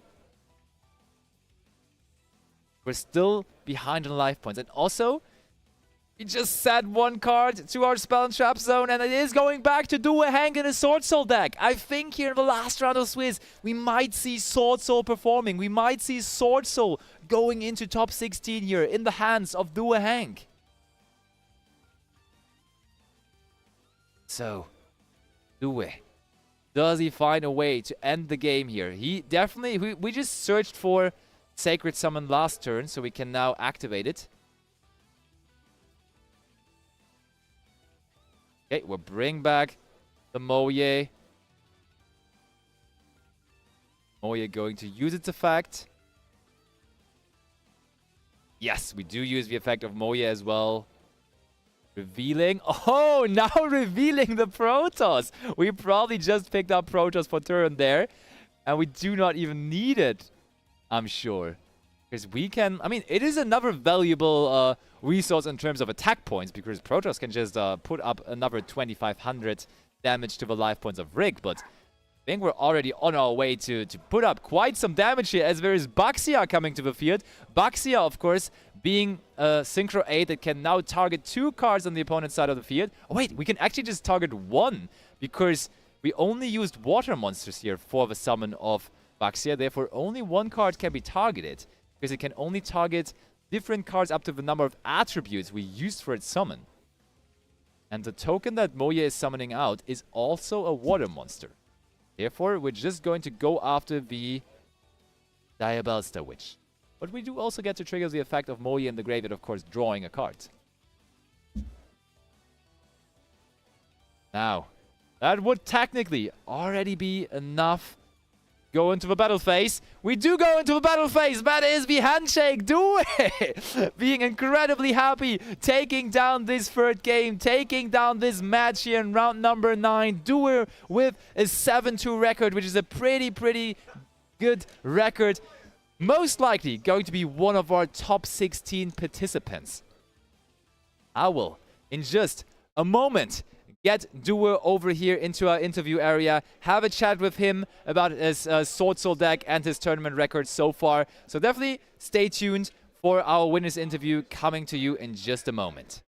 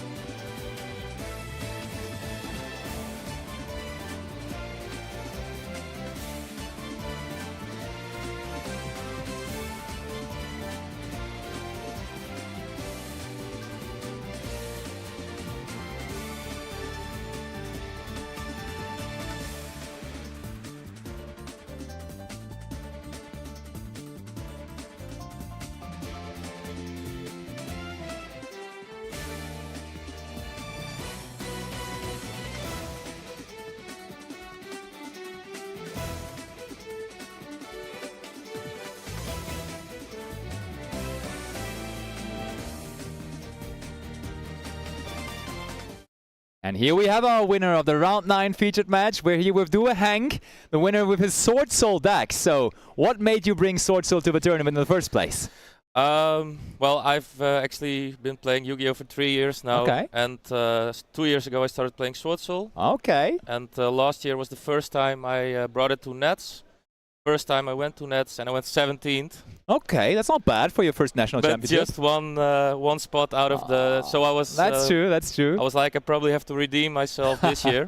So I decided to bring Sword Soul again. Yeah, and it works out nicely. And I mean, you recently, of course, with the latest Forbidden Unlimited list update, you got Protoss back, right? And Protoss probably is one of your main recipe of success at the moment. Actually, when the last list, I was like, did we get stronger or weaker as Sword Soul? With Baron, right? Baron Yeah, going. true. I thought we got weaker, but this Nationals I realized we got way stronger because basically I'm playing Protoss Turbo. I've been calling blind fire without knowing who I'm playing against. Did you know your opponent's deck for this round? No, I didn't. That's crazy. Didn't. No, Yeah. I just called fire blind, and a few times they ended up playing branded. So I was like, oh, dark would have been fine as well. But no, in general, it's been a really strong card. I only started playing it. I bought it like 2 weeks ago. Yeah. So that's kind of why I forgot that if your opponent has a fire monster on the field, you can also call Protoss. Hence Yeah, we had that in game number 2 there, a little oopsie. Do you think you would have won that game for sure if you resolved that card for fire in that spot? In general, if Snake Eye is not able to special summon fire monsters, they're gonna have a bad time. For sure. I kind of win because with Sword Soul you can OTK easily. You have some burns. You have big monsters. Yeah. So yeah, and as I conceded and was like, what did I do wrong? I realized he had both Ash and the Oak, and I was like, ah. Crap. That would have been a way. Yeah, I was really confused because I was like, you just summoned the Protoss, and then all of a sudden in the end phase we returned the monsters, and I'm like, okay, that was kind of weird. Yeah, so what happened is I summoned Protoss and I set Protoss effect. It could only call Dark, or I thought. In your head, yeah. So I called Dark, and I also forgot. I also made SP, but to be honest, I was so nervous. I couldn't think straight anymore. So I really want to shout out my opponent as well, because we can speak to each other through the headset, and all he was doing is relax. We're just playing a game of Yu-Gi-Oh! Oh, that's wholesome. You'll be fine. And he's a beast, man. So shout out to him. Yeah. Shout outs to Rick. And also, now you are with a 7-2 record. Hopefully you're not going to be our 17th place finisher again. Hopefully you're going to be one of our top 16 players. Yeah. But so you said you wanted to redeem yourself, so that was kind of a goal, making top 16, I assume. Well, actually, the ban list dropped, so I was like, am I going to play Sword Soul or not? But I only had like a few weeks, and I was busy with other things, and I was like, I know this deck well. Sure. So whatever, even if I bring a stronger deck, I'm not going to be able to play it as well as I can play Sword Soul. Sure. And also, I found that a lot of opponents did. Like in general, they kinda know what Sword Soul is doing, but they have already forgotten again because it was so long ago, kinda. Yeah, and like mainly the Tenji lines is what people don't really know. Yeah. So I've been getting a lot of people with that. Cool. So yeah. For sure. So your 2 losses, what was that against? My first loss was against Jubel. Oh, okay. The Jubel player is Ivar. He's a beast at flipping around cardboard, so I'm not mad losing against him. Shout out Ivar. We had him on feature last round, actually. Oh, you did? Yeah, he's good, right? Yeah, he lost sadly, but still. Yeah, it was a very tight match, but he used to play Sword Soul. He probably knows the deck better than I do, so he did exactly everything right. Yeah. That was my first loss, and my second loss was completely my own fault because at 5-1 the last round yesterday I got a deck check, and I had some sleeves that were not okay. And with some sleeves, I believe it were 18, so I got a game loss for that. I see. Played against Tearlaments, which I called blind fire against with Protoss again. Not again, yeah. And he milled 8 cards and got 6 hits, and I lost, and then it was 2-0. So that was those were my only losses so far. Fair enough. Yeah. All right, so best of luck, hoping here that you make it into top 16, that we maybe see you again for another featured match. And all of you guys, we will be seeing you soon again for top 16. I will make sure to get all the decks so we can have a proper breakdown of top 16 as well. And I will give you that info as soon as I have it. So stay tuned. Top 16 coming your way very, very soon.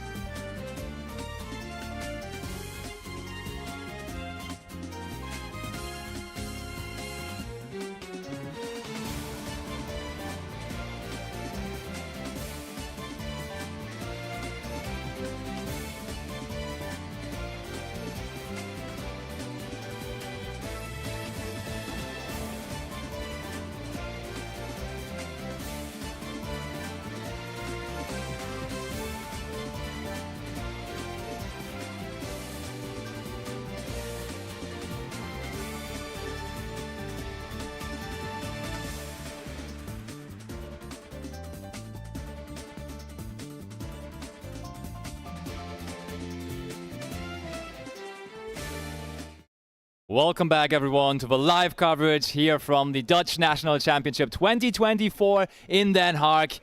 We are about to head into the top cut. We are about to head into the single elimination stages. It is top 16. So from almost 300 players entering, we have now cut down to only the best top 16 after 9 rounds of Swiss.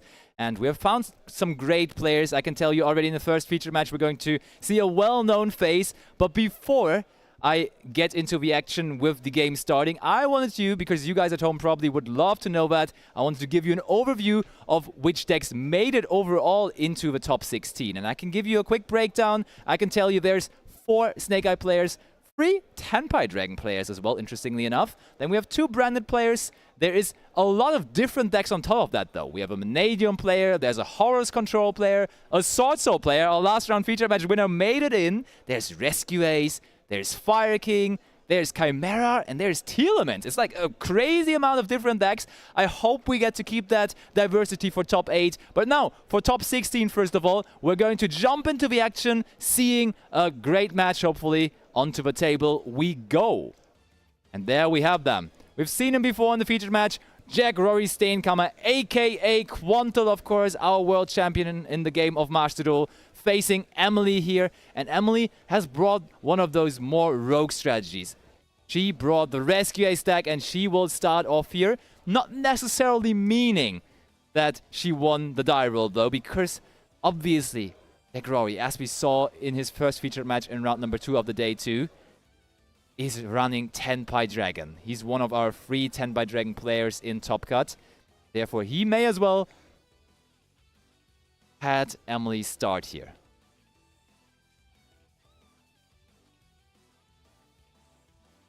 Okay. We are going for the... Ooh, we discarded the field spell. We discarded the headquarter there for the Rescue Ace part of the deck. And now Jack, just in case he didn't know yet, is going to go in and drop an Effect Veiler on that Rescue Ace Hydrant. But we are... Oh, wait, no. We apparently dropped Effect Veiler on the Witch, because that Hydrant is resolving anyways, and we're now showing our hand. There's 2 Tenpai Dragons, Chandru and Fedra, and there is Nibiru and Effect Veiler. Does Emily have a way to still play on through Effect Veiler and Nibiru? Or what are we going after here? That is going to be very, very interesting. We go after the second copy of Effect Veiler. So I think this one, the Effect Veiler, would have been tough to play around with the Turbulence in our hand. But around the Effect Veiler, like, we could have not played around that, but around Nibiru we can kind of play, because we can just not summon 5 times. This is, for now, 3 summons. We can summon out the Turbulence, there we go. So that is 4 summons in total, and we could just leave it like that. We activate the effect of Turbulence, set 4 spell and trap cards of the Rescue Ace type from our deck to the spell and trap zone, and then Jack will have quite the time to play through that. That will not be easy, honestly. That will not be the easiest of tasks for sure.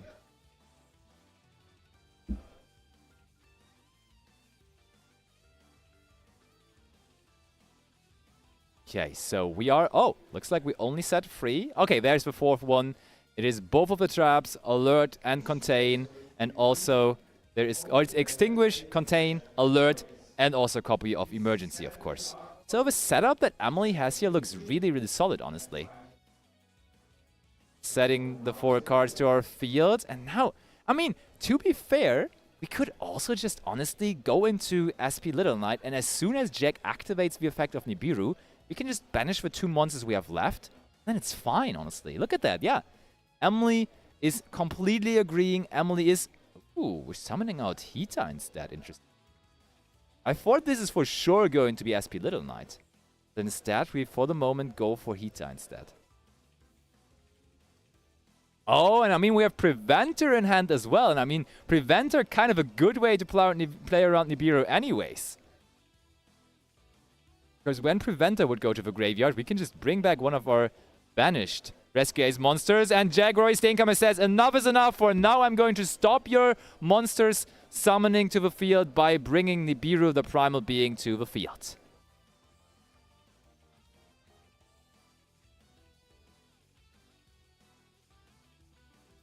And okay, we're going to set. Oh no, we're checking our set cards. We did bring back the Hydrant, but we're now linking off the Hydrant and the token for a copy of IP Masquerena. And we know what is there to come. We have looked into the hand of Quantal, and we saw there's 2 Tenpai Dragons already in there waiting. It is 1 copy of Chandra and 1 copy of Phaedra. And immediately in the draw phase of Jaguar Steenkammer, we're going to bring back Hydrant from the graveyard, of course enabling the bonus effects of our other cards in there as well. And let me tell you, Jaguar, he knows Rescue Ace cards, and that is the Harpiest Feather Duster being picked up for turn. Maybe the craziest card he could have drawn there in that situation. Lightning Storms wouldn't have done anything as there is a monster in his field, but that Harpiest Feather Duster, of course, is insane. Wow, we summon out the Preventer, send the Preventer to the graveyard as well, but still the other cards are just going to make their way into the graveyard. We had the perfect information. We knew about the 2 Tenpai Dragons in hand, but the 3rd card he draws for a turn is a Harpiest Feather Duster. Some people just would call that the World Champion difference. That was really the card he needed. But still, I mean, this is... He only has Chandra and the Phaedra, so I don't even know whether that would be enough. We just go into the battle phase, attack over the IP Masquerena. So that means... what we do best with our Tenpai Dragon strategy is not going to apply here, as we just did some small damage in the battle phase, but nothing majorly there. We did 2,200 points of damage, but now in the main phase too is where we normal summon out our Tenpai Dragon, and we have decided to go with Phaedra, but that's obviously not the one we wanted. That's obviously not the phase we want to act in. Okay, linking off now the Phaedra and the Chandra. Is that just going to be... or is it... or it's a Synchro Summon even. Never mind, it is apparently a Synchro Summon that we are going for here. So, still considering it could also be the IP Masquerade. Oh no, we're checking the graveyard of the opponent, because I was like, there's no IP Masquerade in your extra deck, my friend. There's actually quite some... maybe there is IP Masquerade in his extra deck. Oh, there's Doolittle Chimera, so we play that line as well. Nice. And yes, indeed, for the people wondering, this is Jack Rory Steenkammer, aka Quantal Fink. And yeah, he's thinking again, looking for the graveyard. And I was about to say, Jack Rory is an expert in piloting or knowing about the Rescue Ace deck himself, because a trip he made over to the US for YCS over there was crowned with a top 32 finish, I believe, with the Rescue Ace deck. So he himself has some history with the deck, I want to say.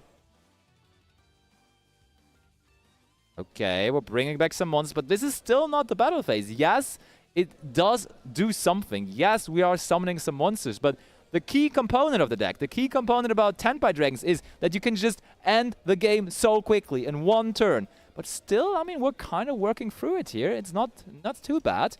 We even now got to send that Turbulence to the graveyard, and there is Hieratic Seals. Linking off 2 of our Synchro Dragons into Hieratic Seal. That is it. Used up all of our cards in hand. So Jack Rory Steenkammer right now relying on Hieratic Seals and the Dream, I want to say. And there's a Hydrant on the field for Emily already, waiting to activate its effect. Waiting for another Rescue Ace monster to be searched out.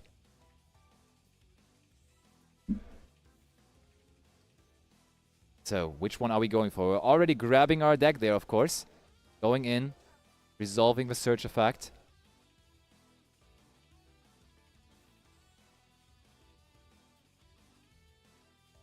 And we have settled for Airlifter. Airlifter gets normal summoned.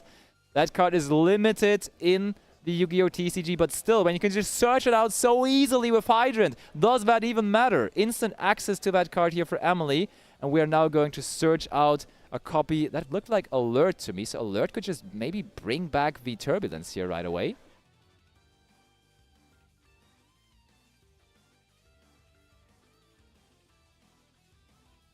I mean, we have to only think about the Hieratic Seals, and I think Jack will just wait for an extra deck monster to be summoned, because all of the Rescue Ace monsters, you just don't want to give them back to hand, quite frankly. First of all, the Emergencies Graveyard effect is going to come in. We're going to be able to set one Rescue Ace spell trap from our graveyard, and in that case, we did go with the Extinguish.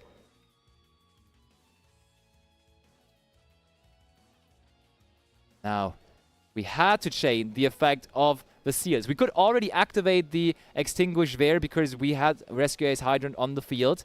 And then we had to chain the seals. Okay, yes, we get to bring back Vichandra. So Jack is building up kind of a field, but Emily can now just in the main phase, as all these Tenpai Dragon monsters rely to be strong on the battle phase, rely on that fact.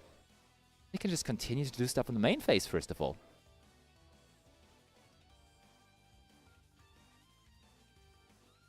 So, what's next here for Emily? We gave that Hydrant back to hand, which really, it doesn't seem amazing. Honestly, at this point, could have been an interesting term of action for Jack Rory Steenkammer to just actually put that Nibiru that we have ourselves there on the field back into our own hand. I would have actually liked that.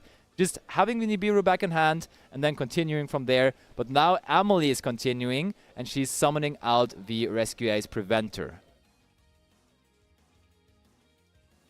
So, what is next? There is an Effect Veiler flying around, but that is in the graveyard of Jack. And there is Wanted now as well. Of course, Wanted can not only add Diabellstar Black Witch from the deck, but also back from the graveyard. And that is what we're doing here. Summoning it out, discarding the Hydrant. Look at that. We even have a discard now because Jack was nice enough to give it to us. Setting original Sinful Spoils. This is looking good for Emily, not gonna lie. Linking off the Diabellstar Black Witch and... Oh, okay, we go into Dark. Yes. Bringing back the Turbulence with the effect of Preventer. Having a look into the graveyard of Jack again. Bringing back one of his monsters through the effect of Dark here. So it's really all going according to plan because we are just summoning more and more and more monsters. Quickly checking whether this can even be summoned through that. But yes, seems like that is all good. We are going into Promethean Princess.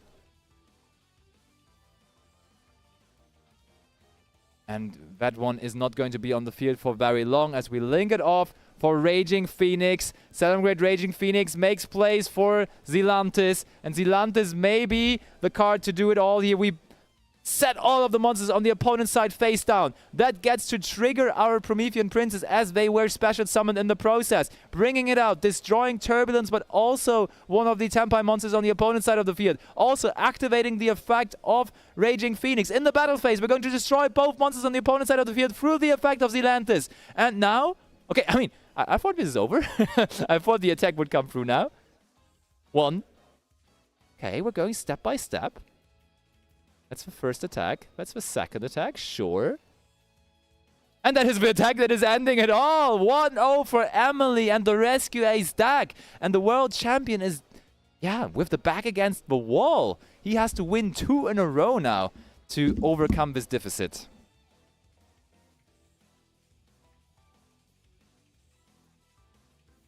And going into the side-taking process now, of course.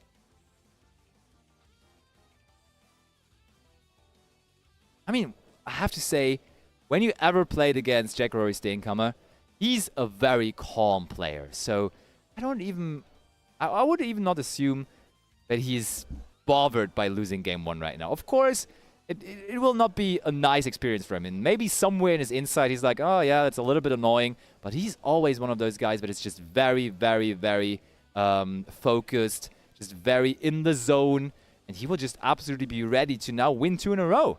He has done it before. He has done it plenty of times. He was in top 4 at the last year's Dutch National Championship. And he actually wanted to do better this year.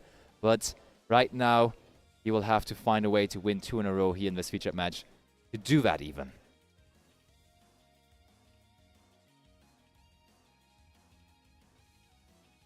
So what's next?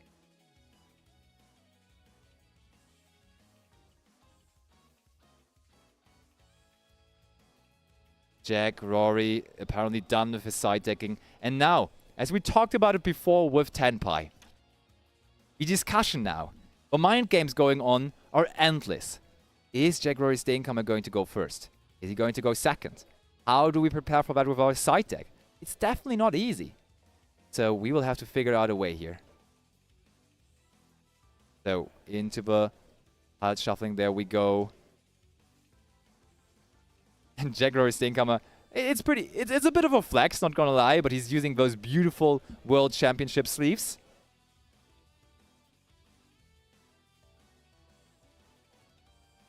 But maybe we can try to continue, and maybe we can turn this around here with the power of those sleeves. I know a lot of viewers in chat also are rooting for Jack, Rory, Steenkammer. It would also be very fitting because he especially brought up the fact that Dutch players have not won Dutch nationals in such a while. So he wants to be the one bringing it back home to the Dutch people here this weekend. On the other hand, of course, Emily is also Dutch, so also she could be the one taking it down for the Dutch people. And I think when I'm interpreting the hand gesture of Jack, Rory, Steenkammer correctly there, it did look like he sent Emily first here. Yes, absolutely looks like it. And we do start things off with activating the Wanted. Wanted is going to search out the Diabolista Black Witch again. What's up after that? We are going to... I see a Cosmic Cyclone in there, not too bad. Also, of course, kind of tough when your opponent again has a card like Harpy's Feather Duster or something. But first of all, okay. We are just going to discard the Cosmic Cyclone, and we're now going to use Effect Veiler on the summon and the effect of the Diabolista Black Witch. Poplar, Snake-Eye Poplar is going to be summoned after. It's also going to be met with Effect Veiler. Same opening in that regard from Jack, Rory, Steenkammer than in the last game with the double Effect Veiler.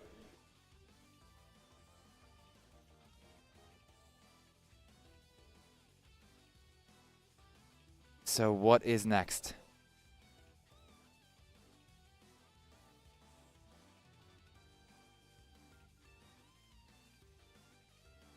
Do we have a way to play through that double Effect Veiler interruption?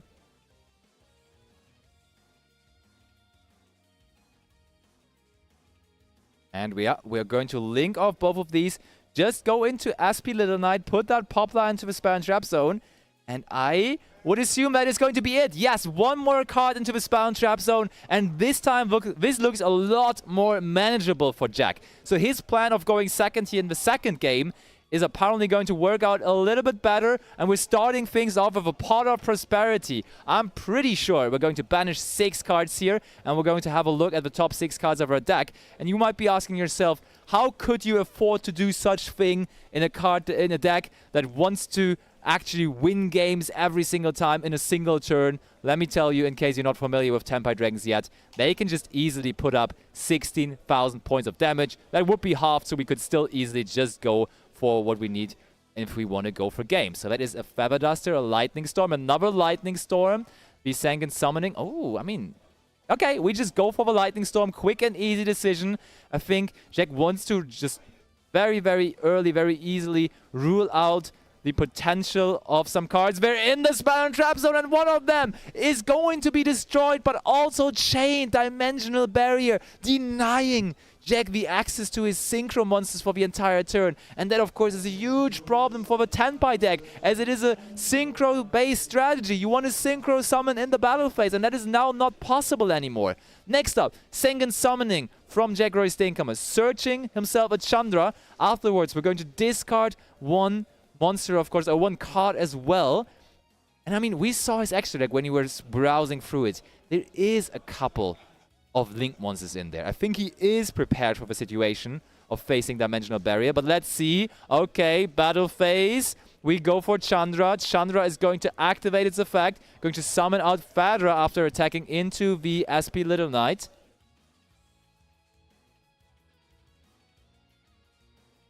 Let's see. Is he going to be able to do it here?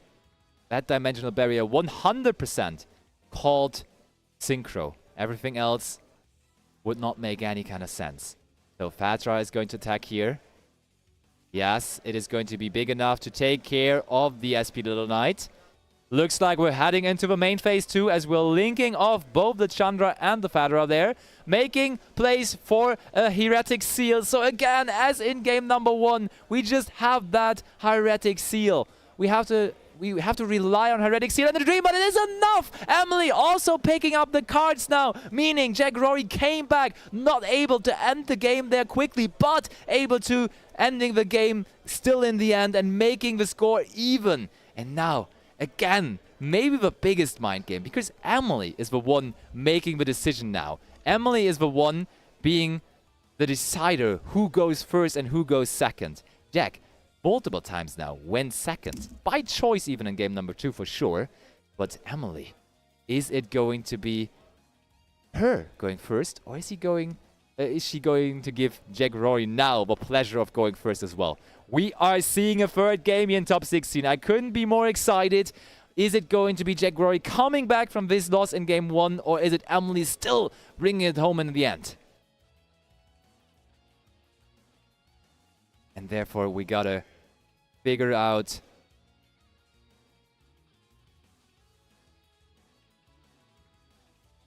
everyone that is watching at the moment, you of course can also give your input. Would you go first in this situation? Would you let your opponent start?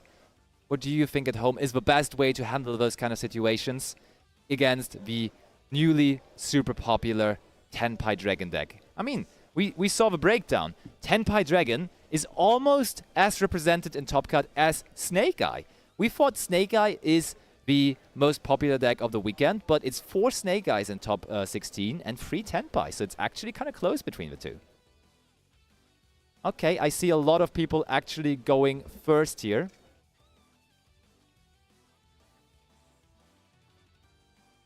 So, that decision is definitely going to heavily influence the outcome of this deck.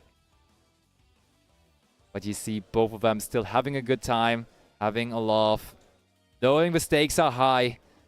Only the winner will advance to top 8. Who is going to take the first step here? Is it going to be Emily or is it going to be Jack Rory Steinkammer? And by the looks of it, yeah, Emily put her cards down, so we send Jack Rory Steinkammer first. He will have to come up with the way here. Oh, and we are going terraforming into Pressured Planet Race-Off. So that is, of course, a way to handle the situation going first. We're just grabbing ourselves a copy of Kashtira Fenrir there off of the Pressured Planet Race-Off. Summon out the Fenrir, use the effect of Fenrir.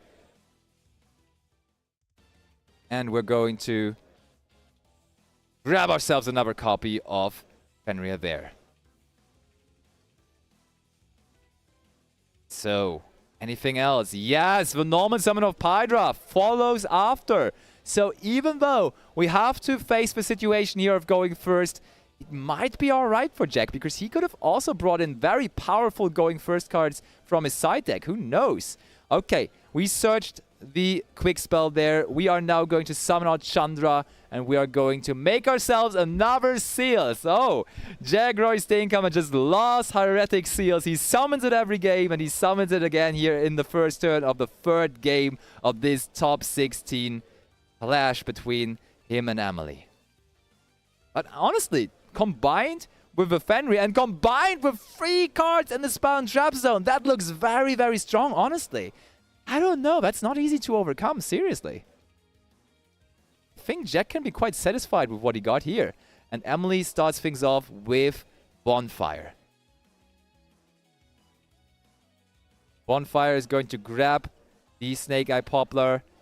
Snake Eye Poplar is going to activate its effect and also going to trigger its effect on the field. Is that going to be met with something? Indeed! It is immediately going to be met with Infinite Impermanence.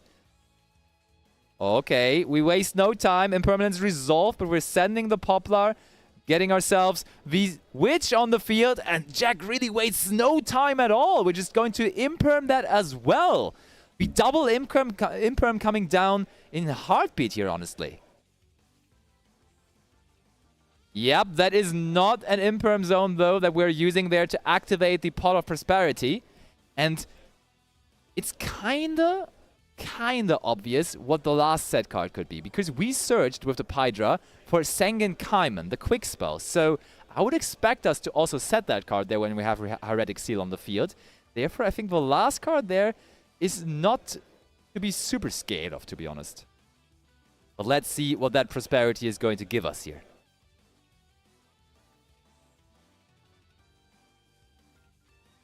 Is the Prosperity going to put in work? Is it going to find us the cards that we need to turn this around?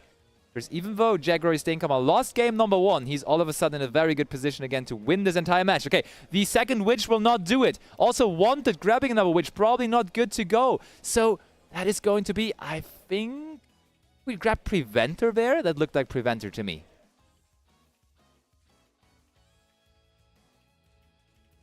Oh, Hydrant it is even. Okay. On the normal summon of Hydrant, we immediately use the effect of Seals in the graveyard. We also use the second effect of Seals. Jack has a crystal clear plan on how to handle this. Those infinite impermanences came down so quickly. Now immediately on the summon, no thinking required. Also putting that Hydrant back to the hand. So the normal summon for Emily has been used up. On the summon of Fadra, we can use the effect to also bring back the Pydra from the graveyard. Successfully doing so, and Pydra now is going to search ourselves a copy of, I would assume, the field spell. Oh no, another Sengen Kaiman is going to be added. What is next? Is there more gas left in the tank for Emily? There is Emergency, which is definitely not a bad card to follow things up with here. Any response, Jack? We are going to summon out Rescue Ace Hydrant, so we still have a way to get there, and we send that Hydrant that we now have in our hand again to the graveyard instead. So ultimately, we have established a Hydrant on the field, and Jack cannot be happy about that. We're searching out Turbulence. We keep on going. Maybe the double infinite impermanence plus the Heretic Seal is not enough. But in the end, it could still, of course, be the Fenrir that decides this all here. Because that one has not been used just yet. Activating the effect of Turbulence, but that is immediately going to be met with the Fenrir. As I was just saying, there's still the Fenrir, and that one is going to banish the Turbulence face down, because let's not forget, you might think Turbulence just summons itself out from the hand, but no, it is an effect that activates in the hand. Therefore, on the summon, you immediately can activate the trigger of your Kashtira Fenrir, and that's what Jaguar Steenkammer did here. Now, linking off the Hydrant and the Witch to go into Hita. Hita is going to be used to summon out Chandra from the graveyard. There is a fire monster we can work with. This is not Snake Eyes, but still we find a fire monster to use with our Hita. So, what's next?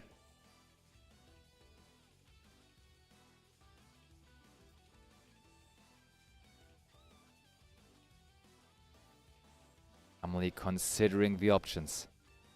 So far, I'm impressed with how high the quality of play here was in top 16. Both players, even though the stakes are so high and we are now in the top cut of the tournament, they are really executing super well.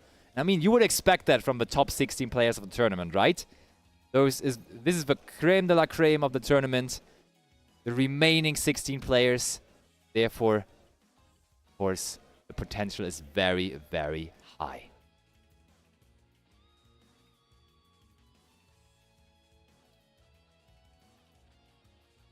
Okay, bringing back the Hydrant there as well, Preventer. We might, and it's crazy to even say that, but we might still see Emily finding enough monsters here to go for the same line that we saw in the last game. We could see enough here for the Raging Phoenix, Zelantis line. Oh, there is the Raging Phoenix, and that could be the recipe to success. We just have to make sure that the Spell and Trap Zone card there, it could still be that quick play. It could still be the Sengen Kaiman, and we have to find a way to kind of play around that. Also, okay, yeah, very good catch. Hopefully Emily doesn't forget about that either. Pot of Prosperity has been used. Therefore, all the battle damage that is being dealt here this turn is going to be halved. We still go for Zilantis and Raging Phoenix here, but it's probably not going to be the game-ending line. All monsters on Jack Rory's side now are set. Going to go for the Promethean Princess effect in the graveyard. Now we're also going to use the Raging Phoenix. Battle phase is announced, which is fine. Zilantis is going to use its effect. Jack, considering his cards in hand, going to destroy both the Pressure Planet Raceoff and, as we can now safely say, the Sengen Kaiman that was sitting there set the entire turn. Promethean Princess. Is it going to be the first monster attacking? Nope. The Zilantis strikes first, going after the Pydra. The Promethean Princess goes after the Fadra. That Fadra is going to stay there for the moment.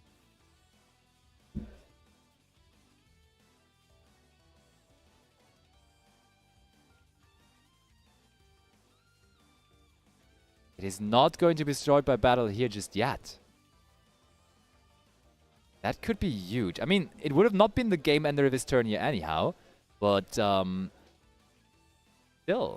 it's going to stay on the field here.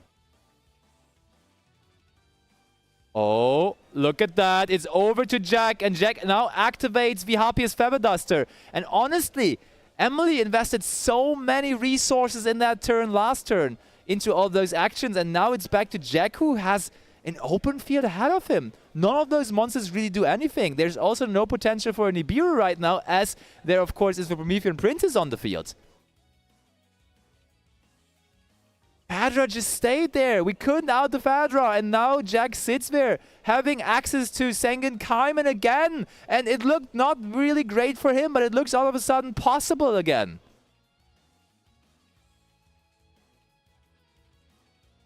We search out Pedra. Pedra is going to be normal summoned using its effect.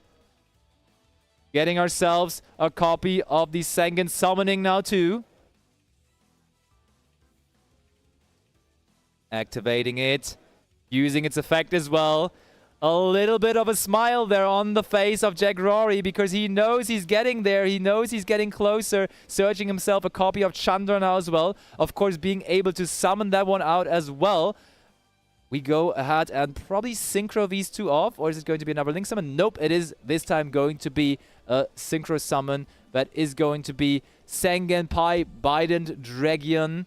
That is going to be summoned. We also bring back the Chandra. We are now continuing to synchro summon up.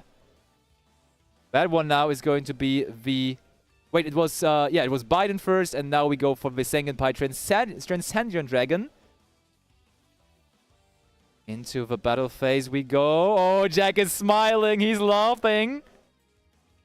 He's packing up the cards, even though we did not see a handshake there, but I'm pretty sure we did see the handshake. Jack Rory's Steenkammer coming back. I told you, if someone can do it, it's obviously going to be such an experienced player as Jack Rory's Steenkammer, taking it down after losing game 1, moving on to the top 8. So we keep at least one 10-pie player and at least one world champion in the tournament, and that is going to be Jack Rory Steenkammer. I hope you guys enjoyed that as much as I did. We're going to have a quick interview after this in just a moment with Jack Rory Steenkammer, talking about the match, of course. So definitely stay tuned if you want to see Jack. See you in a moment for that.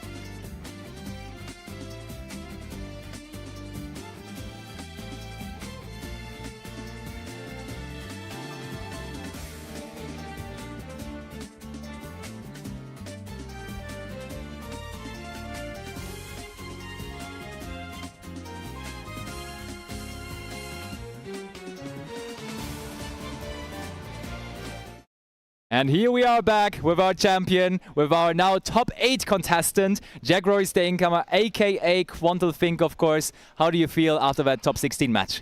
I feel quite lucky. Okay. I felt very losing until they decided to not destroy the Fadra. She forgot Fadra has About the secret effect, yeah. bow protection, yes.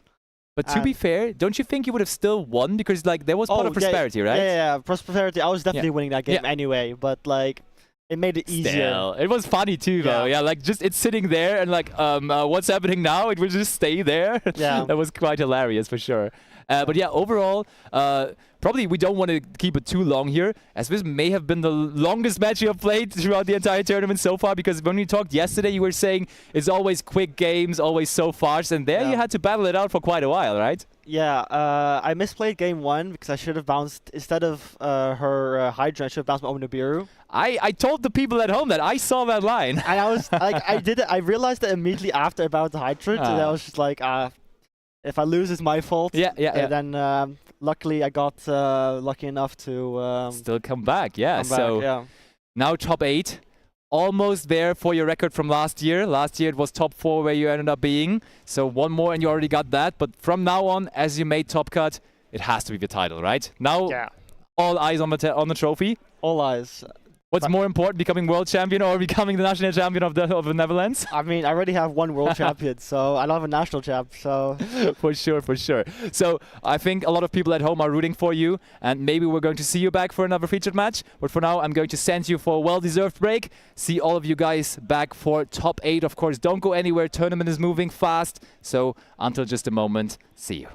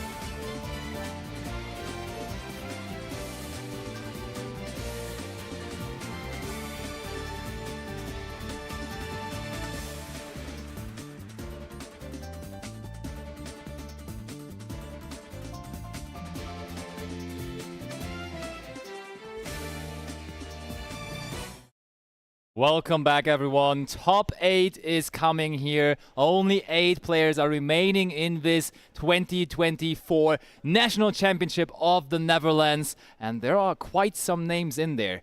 Not only, as we saw in the top 16 featured match, we have Jack Rory Steenkammer, the world champion in the Master Duel game, advancing to top 8, so being one of our players in top 8. But also, someone going very strong still is Baptiste Duang, a French player, which was the actual national champion of the Netherlands last year, still in here. Also top 8 contestant of last year's European Championship. So definitely another name to look out for. But for this round, we also have found some really, really interesting decks. And therefore, let's not waste any more time. Let's get into the action. Let's see what we have cooking up here. And as you can see, we have Alexander versus Nick.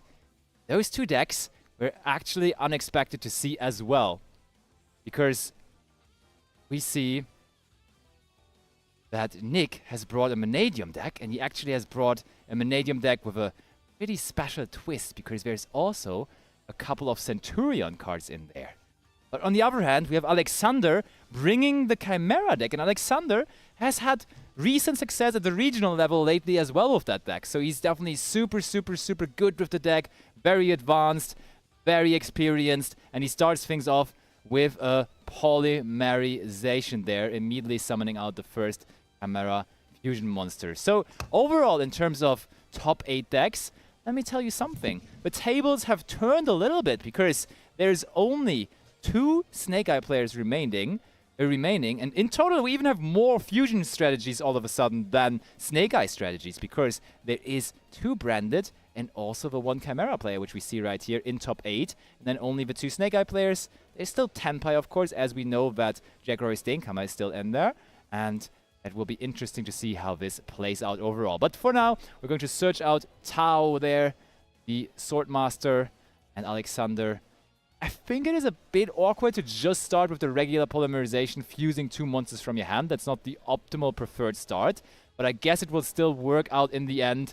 And there is a reason why this deck is even stronger lately, because there was some very, very, very decent support for the deck. We see the Nightmare Apprentice, definitely a reason why this deck is even stronger than it was before. You can special summon the Nightmare Apprentice, but discarding just simply 1 card. It does not have to be anything. It has to be just any card.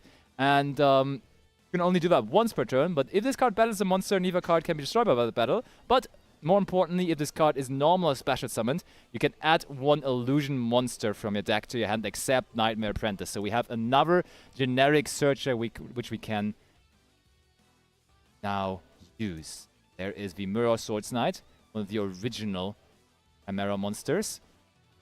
Ooh, and I was saying we're seeing a fusion strategy, but look at that. It's not purely a fusion deck. Alexander actually overlaying both the Nightmare Apprentice, which is interestingly enough a level 6, together with the Chimera fusion that he summoned earlier, into an Evil Zalars.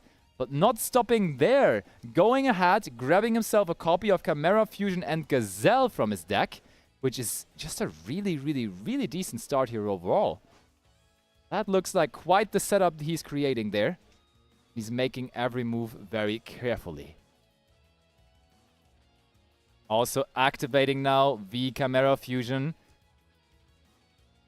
Bringing out the Chimera, the King of Phantom Beasts. So multiple fusion summons on the first turn already. Usually, the Chimera deck was kind of slow, was maybe fusion summoning once per turn, was building up a solid setup, had decent follow-up as well. But here, this is actually a lot of things already happening on the first turn. And Alex is really showing us what he's capable with the deck, and he's going strong here immediately. That is now the... It is another super recent card. So actually we have included multiple of the new cards, because this is a secret rare also from Legacy of Destruction. This is the Abels, the original Sin Keeper. Also another illusion monster, of course. And if a Sinful Spoils card is an Ivar player's graveyard, you can special summon this card, which is not the important part here really right now, though.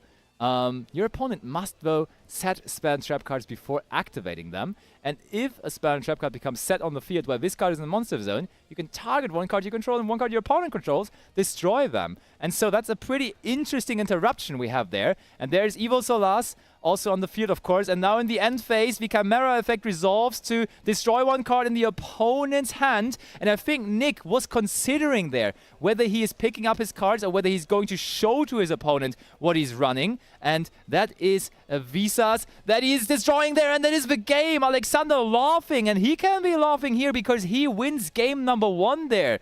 Impressive combo by the a little under the radar, but very, very powerful Chimera illusion strategy here. 1-0 it is for Alexander. Who at home, who of the viewers watching right now, who have you expected Chimera to perform that well? Because recently we didn't see that many Chimera decks in Top Cut, but now here we are, having someone in top 8, playing the deck perfectly, already winning game 1 of top 8 as well. That looks pretty good to me, if you ask me. That, of course, also means that he now will have to most likely go second. That is just how things work usually in competitive tournament Yu-Gi-Oh! When you win the first game, your opponent will have the choice to go first in the second game, unless your opponent is playing a 10-pie dragon strategy. When he will, then he will also most of the time decide to go second instead. But, oh yeah, Alexander was really quick with his side taking there as well. I think he, even though that was an advanced line, he played that turn out super fast, not even wasting 5 minutes. Now he also super quickly decided on his side taking decisions. And it is on Nick, who apparently also is already shuffling his deck. So these guys are really speeding things up here, which I like to see, because we are here for some action-packed Yu-Gi-Oh! Cards being slammed onto the table.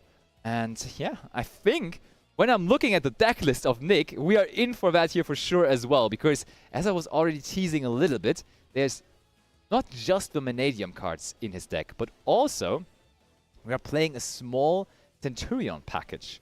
So I'm really, really excited to see how that one plays out. Okay, we do start off by activating immediately one of the planets here. That is definitely not a bad start, because as we know, for every Vanadium player, we want to get access to Visa Starfrost, we want to get access to our Vanadium cards, of course. And that is here the starting point by activating the planet there and grabbing ourselves. What are we grabbing? Okay, we grabbed Realm Heart. Realm Heart now is being normal summoned. Of course, there was the peaceful planet Calarium. Realm Heart is being met with Effect Vela right away, though.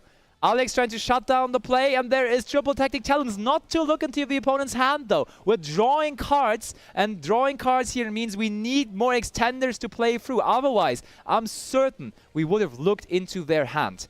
Next up, we find the Vanadium Imaginings. Vanadium Imaginings, here another way of continuing the play. Wait, no, it's not Imaginings. It's actually Obsession. Never mind. You can target one monster you control and then destroy it, which is what we're going to do here. And I think Alexander is checking whether one of his cards in hand is interacting with that. But indeed, the Imaginings is going to destroy the Vanadium Realm Heart and instead replace it.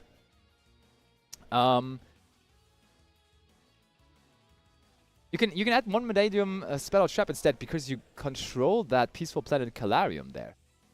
Normally you could only add Calarium, but when you already control that Calarium, you may as well add a spell trap of the Vanadium cards. And now he's not even done with the Obsession yet. Obsession is also using its graveyard effect here.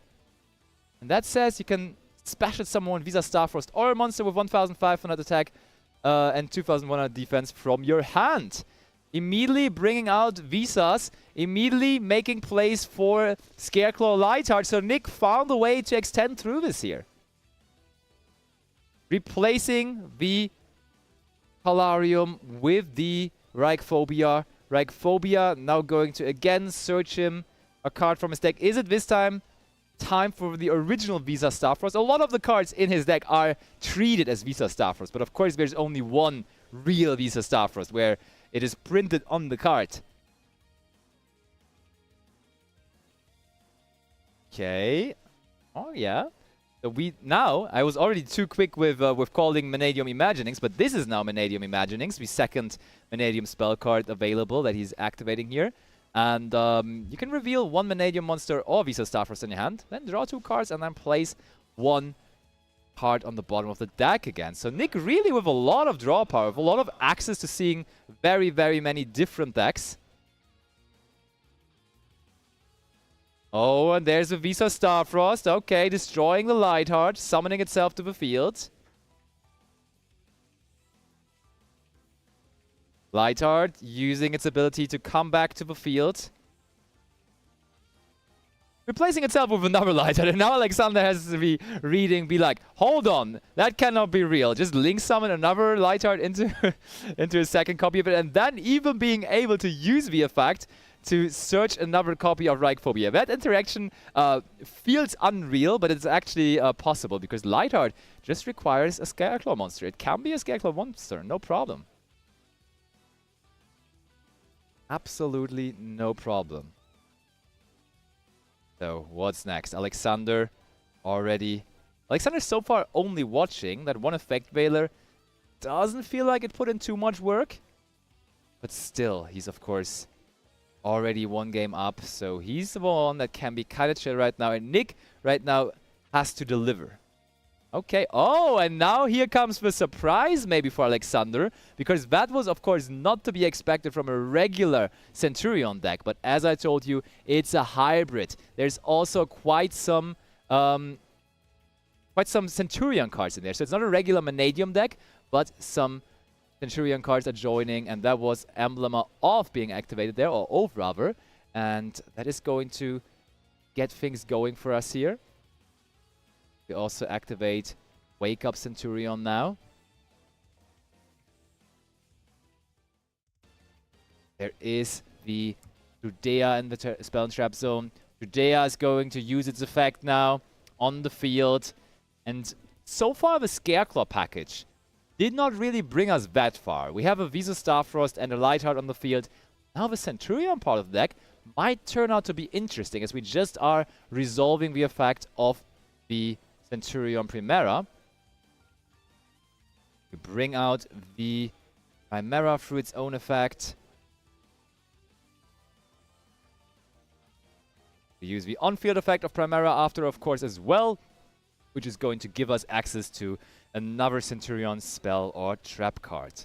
Oh wait, it looks like a monster. Oh yeah, Primera can search whatever, basically. You can be free to search whatever card you need or want.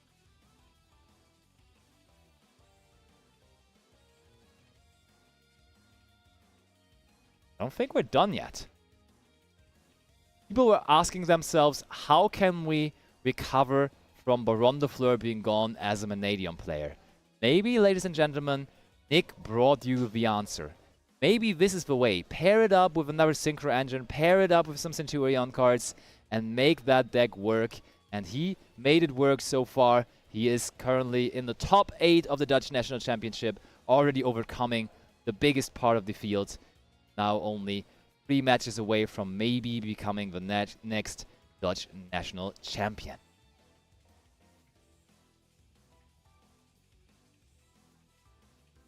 Considering his options in the graveyard there. So far though, and that may be a problem now that Baron de Fleur is not around anymore, so far there is no negate that could deal with a Nibiru. And Alexander has been careful here. Alexander basically, after every action, is confirming, is seeing what's going on there, and therefore there is, of course, the potential of that for sure. There we go. That is the new Centurion monster as well. Centurion Gargoyle II. You can send one face-up Centurion card you control to the graveyard, special summon this card, and that is a actual level 8 monster, and those two combined there, of course, are going to be the Synchro summon now of the Centurion Auxila, which is the new Synchro monster that the deck recently got in Legacy of Destruction. And those pieces work really, really, really well together, I can tell you that. And we are now going to search out another card with that Auxila. Where is all of this going to get us, though? Okay. Yep, we're not even done yet. He keeps on going. And that is another card that has to be picked up to read there. And that does look like Synchro Rumble to me. That's another not super popular card. So really Nick went into the thinking chamber, I want to say, and he just prepared a crazy deck here for this tournament. It's always interesting to see because sometimes players just keep their deck secret until a very special event, and in that case it is going to be, of course, the national championship, and then you have that cool deck available to pop off during that event. Nobody is going to know about it, and you bring it there and you come in with the surprise factor, bringing yourself all the way already into top 8 and maybe even further than that. And yeah, that was indeed Synchro Rumble, by the way. Okay, in the end phase, we do put our Primera back into the Spell and Trap zone there as well. And Alexander also having no business in this game, picking up his cards here. That means super impressive turn 1 by Alexander in game 1. Super impressive game 2 by Nick now. And therefore, both decks just really impressive at going first. Equaling the score here is Nick in that case. 1-1 it is. We're only going to have one more game. And the interesting approach here, let me tell you that, in the side deck of Nick is, first of all, that approach is already being applied in the main deck. There is no hand interactions. But in the side deck, there is none either. And there is a really cool approach.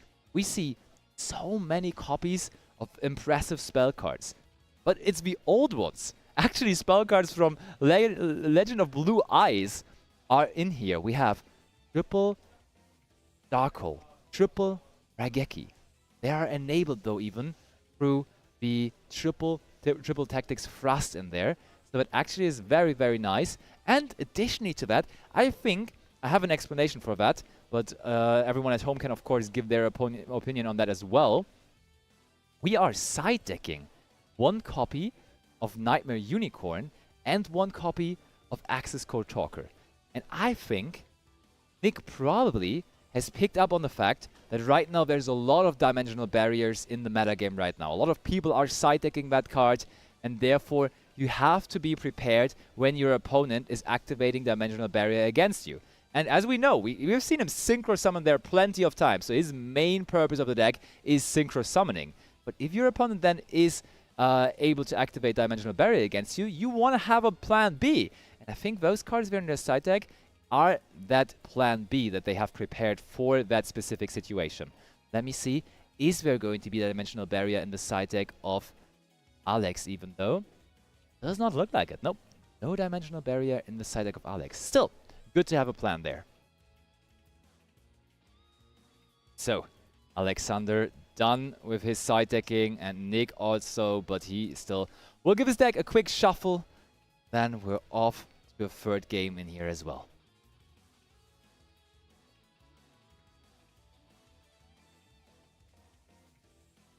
And also, everyone at home, I told you before, I told you yesterday, as I'm alone in the booth for this weekend, absolutely make sure to tell me interesting stuff in chat, try to give me some input, and we can have a little bit of a conversation through that as well. I will be occasionally looking into chat, so just you guys are aware.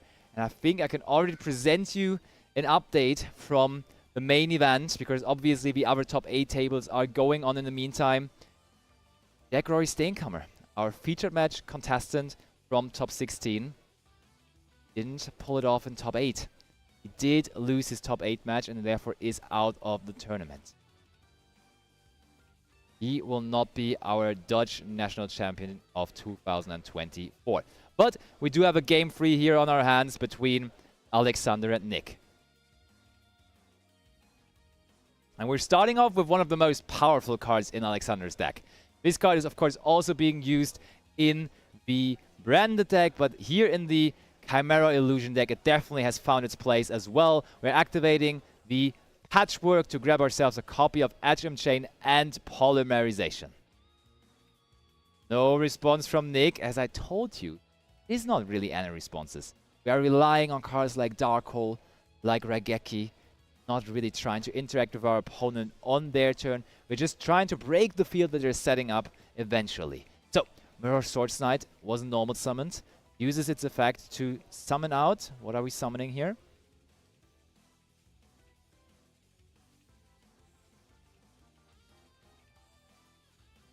What are we bringing?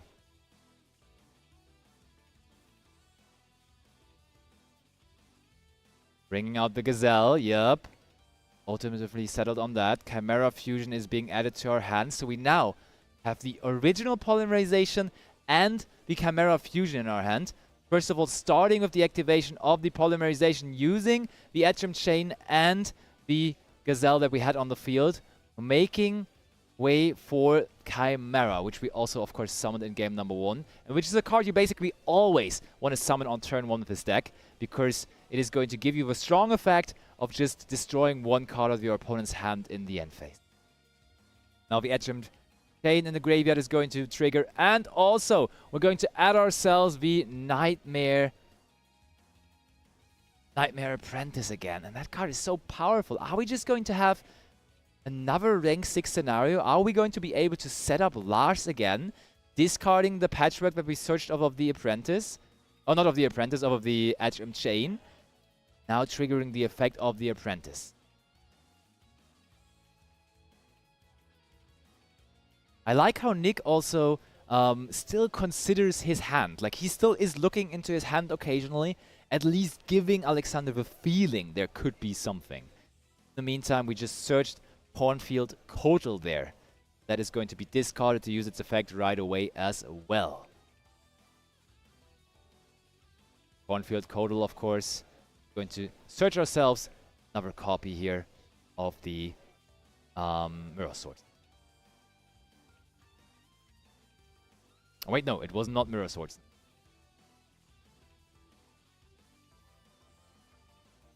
But are we going to have that many things to do as we had in the first game? Because there we were just going off and going on, and there's Chimera Fusion now. So Chimera Fusion could be the way to summon out another level 6 from our extra deck, but we now fusion away the Nightmare Apprentice, so that is not there anymore to go for a rank 6 play anymore. Instead, we're going to summon out the Chimera, the Illusion Beast.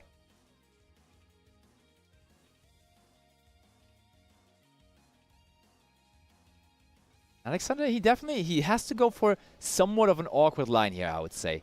Now again, sending the Dire Bells to the graveyard. We had that in game 1 too. Dire Bells is such a unique card in its way it is written.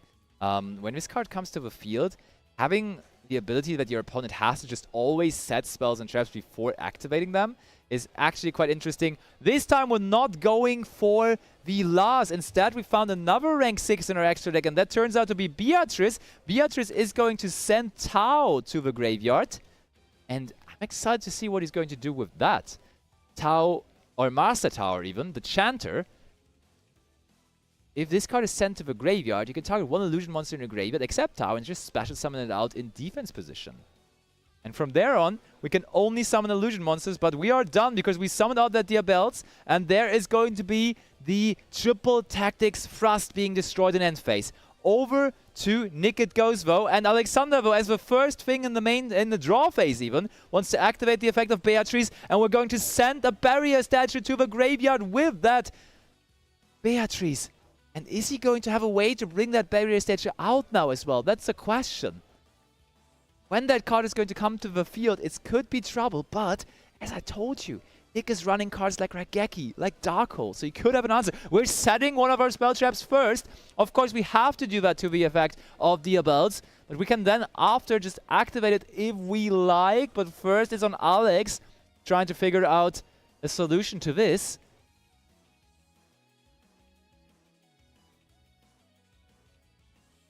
And okay, we first of all go for... Oh, okay, not yet. Alexander apparently still thinking. Nick too quick on activating there his Mannadium spell card. Which was, of course, Mannadium Imaginings, as we already saw. Which would give him more draws here. Ooh, instead not activating it, but setting another card to his Spell Trap Zone. This almost looks like a Labyrinth deck, even though it's a super big combo deck Mannadium.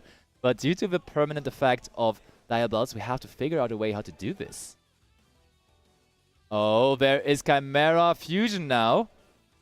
We use Beatrice, Effect Veiler from our hand, and the Chimera. I am pretty sure this is going to be Guardian Chimera, and it indeed is. Guardian Chimera triggering its effect. So we forced our opponent to set spells first off to their field, and we now go ahead to destroy them with the Guardian Chimera. It turns out to be a Frost and the Imaginings that we saw. We set a field spell next. Nick just opening a hand full of spells and traps. There is Calarium. Calarium resolves. Okay, maybe Nick now has found the way that he needs to go on from here. Alexander has gone for his powerful interruption with the Guardian Chimera. So maybe we found a way to figure this out.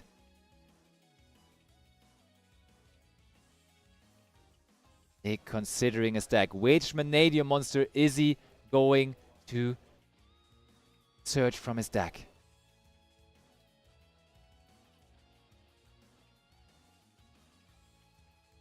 He can't decide himself. I'm also... Okay, it is Vanadium Meek, and Vanadium Meek kinda implies that we have something to pair it up with, to be honest. Because Vanadium Meek on its own doesn't do a whole lot. So it would either need to be another Vanadium monster plus the Meek so we can summon it, or a way to destroy the Meek, of course. That would also be probably fitting. But first of all, we reveal another card in our hand, and that is Visa's Samsara, which is just going to be normal summoned here. So after going through so many spell cards there, we got a Frost destroyed in our end phase, we set a Frost and an Imaginings, but here now finally is a monster after searching it with, or after activating the Calarium, searching Meek as well. Okay, Meek can now be special summoned, so that barrier statue there in the graveyard still sitting there for Alexander. Linking off the Visa Samsara, going into Lightheart, triggering that effect.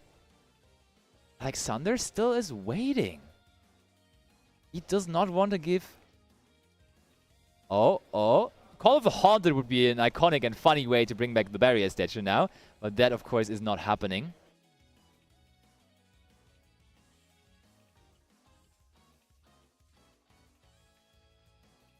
Alexander. Is there going to be a response here and now? But no, it looks like we're just going to make that resolve.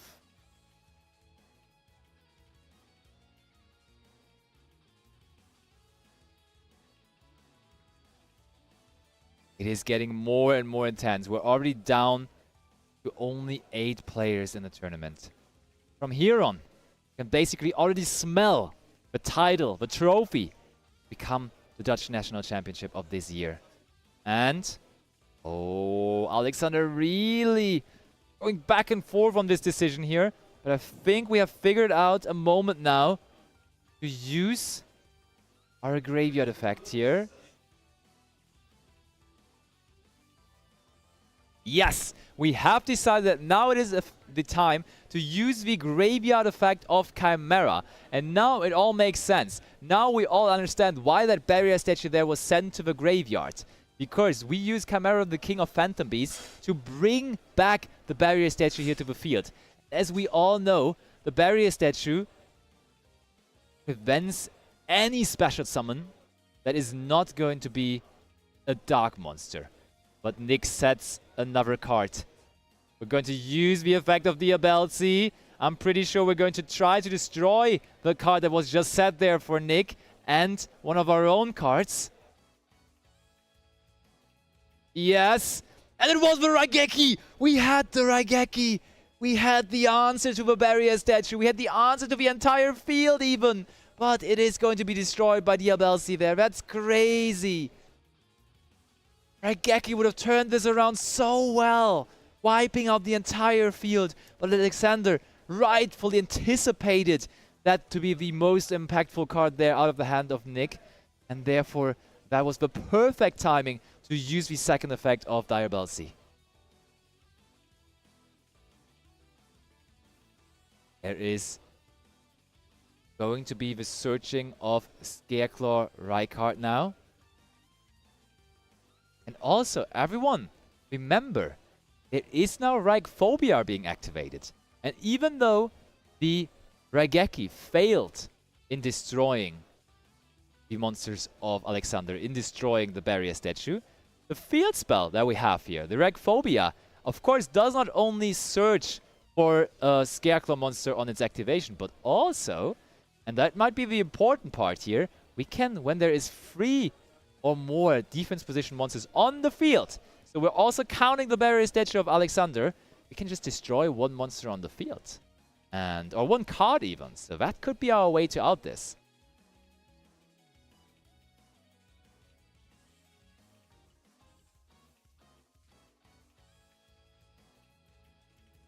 So, Nick really thinking this through. Can he break through this? First of all, as we anticipated, that should be the effect of the field spell. And we just immediately answered that with Cornfield Kotal, which can of course negate that.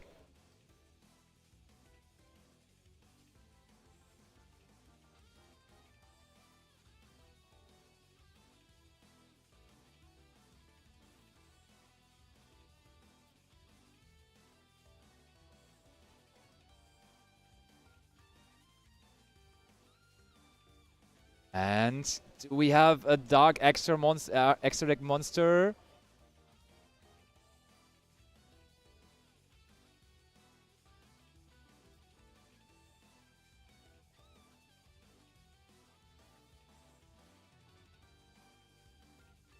Okay, so we just figured out that Master Tao can only summon in defense position. That's not a big deal here.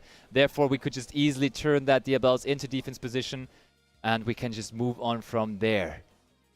Of course, there is a pretty impactful Dark Monster in the format, which almost any deck in the room is playing. SP Little Knight would be one that we can just easily summon out here. And of course, let me tell you that SP Little Knight is also in the extra deck of Nick.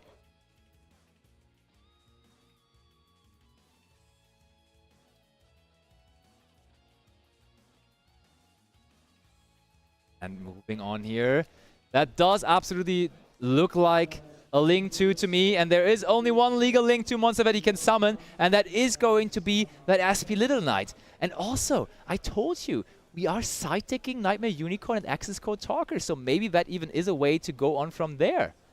So that would be very fun to see.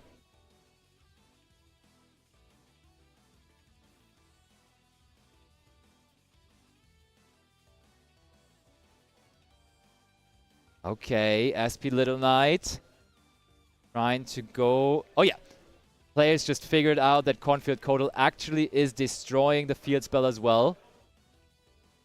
Therefore, Reichphobia not on the field anymore. Okay, yes, SP Little Knight took actually care of the Chimera here, but there is Called by the Grave next on...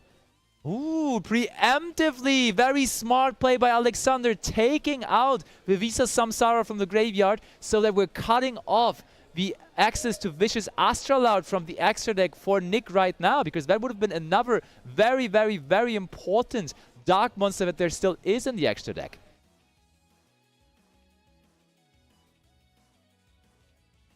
I almost forgot about Vicious Astralaut being a viable dark monster to summon out there, so... The Dark Barrier statue actually versus the Vanadium deck, it definitely does have applications, but the Vanadium deck still has plenty of ways to play around it.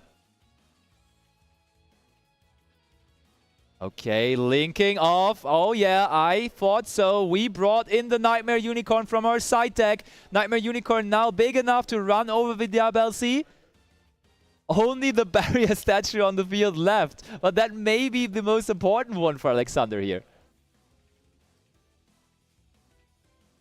And I think Nick invested all of his energy, all of his cards in hand into this Nightmare Unicorn. So it's only that staring down Alexander right now. And Alexander is just going to normal summon Mirror Swords Knight, and he's going to use its effect right away. And we have a scoop by Nick, so Alexander is going to move on. Alexander Martin is going to be one of our 4 remaining players in the tournament. Congratulations on that. That was actually very strong. Very impressive overall. Like, I think no one really expected those Illusion, those Chimera cards to have that big of an impact on the meta game. And here we are in Den Haag, in the Netherlands, all of a sudden having that deck in the top 4.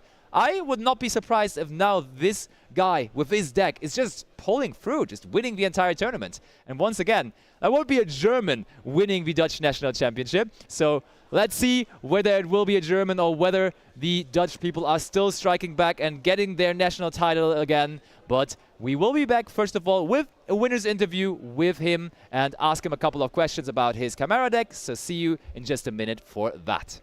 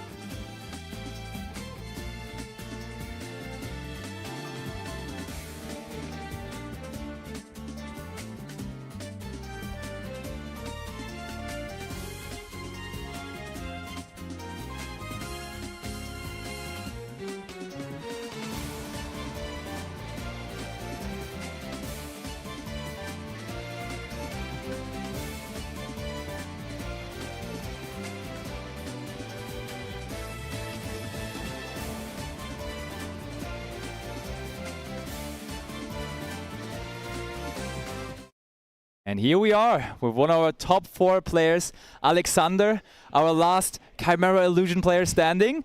Tell us and tell the world, why did you bring that deck to the tournament?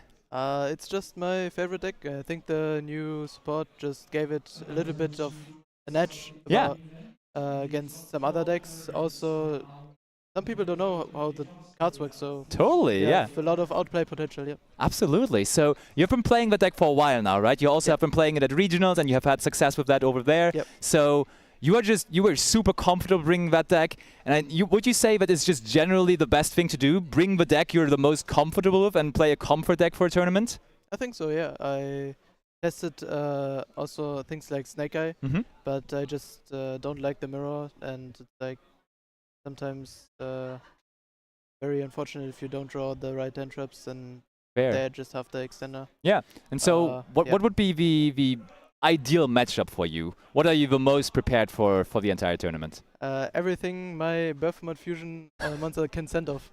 So you were scared with some of the cards potentially. For example, like destroying Visa's Samsara, for example, is not really optimal because it could be used in the graveyard, all those Visa's cards, right? But or Telemans, Unchained, those cards could be dangerous, right? If you face these decks. I have a side deck option for these graveyard decks. Okay, okay, good to know, good to know. So, and what is the What is your unfavorables matchup? For example, how do you do against Tenpai? Is Tenpai a good matchup for you, or is it a tough one? I didn't play against any Tenpai. Ooh. I also didn't test. I just did theory. What can I potentially side against that deck? Yeah. That's it. I don't really test that much. Fair enough. Tournaments. Yeah, all right. I mean, still, you sit here as one of our last 4 remaining players. So we will see you later on, maybe in the finals for another featured match. Until then, take a moment of break. You guys take a little break as well, but we will be right back for top 4. So stick with us until then. See you in just a bit.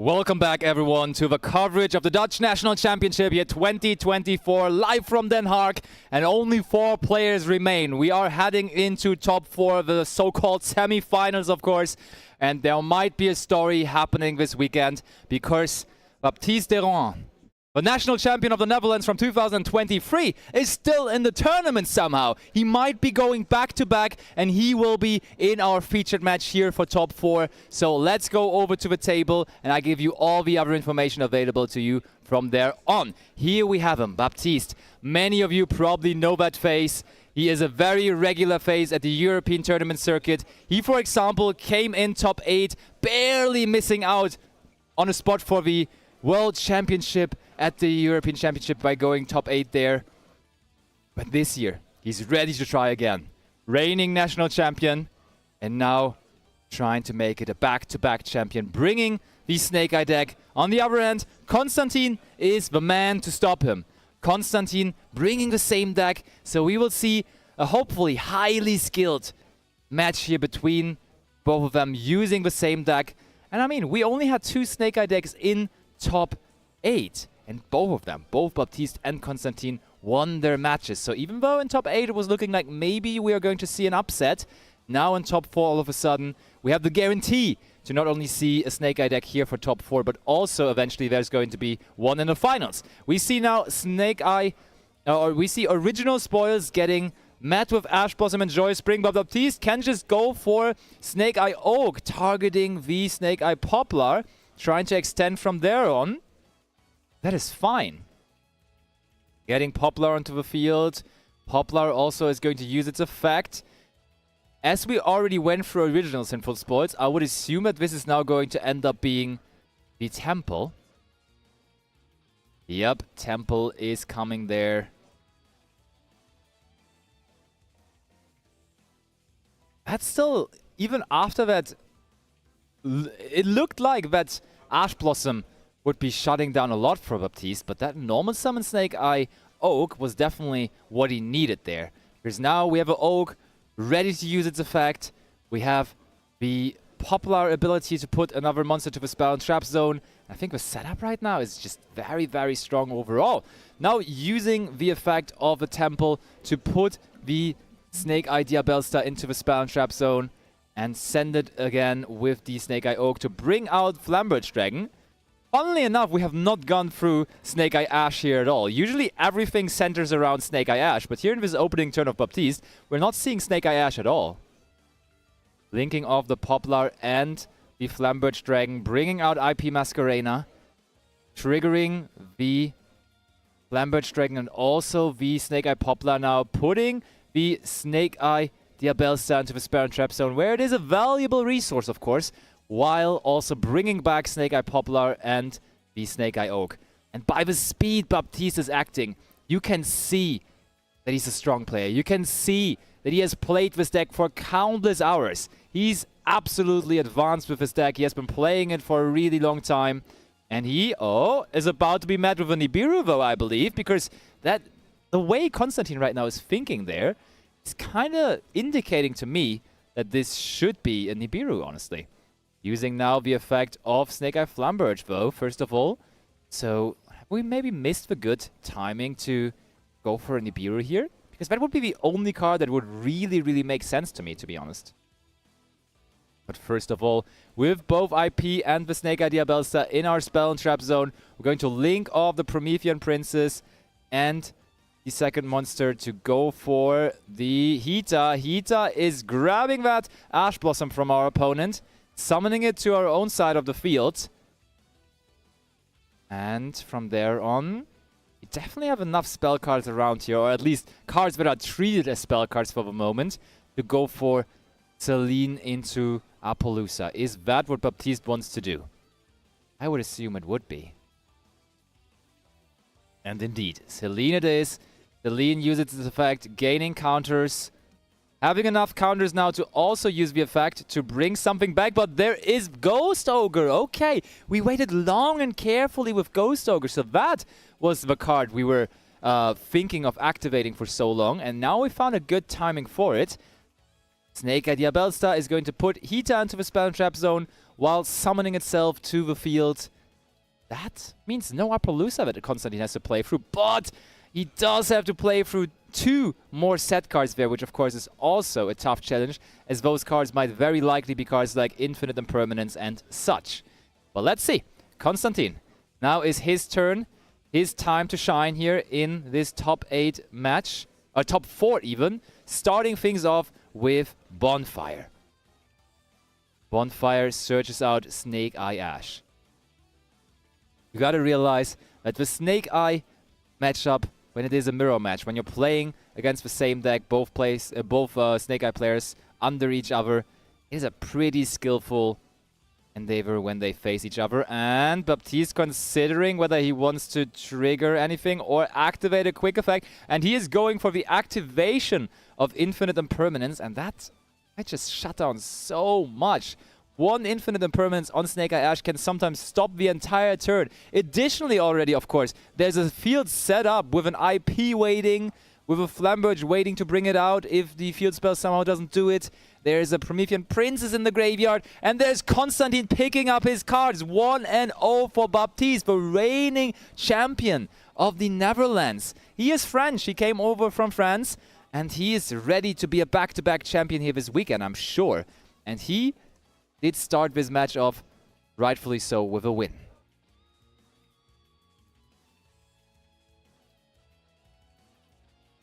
Konstantin now. I mean, we've seen it on feature before. We've seen plenty of players losing game number 1, but then still coming back and somehow turn it around. They're playing for the finals of this tournament.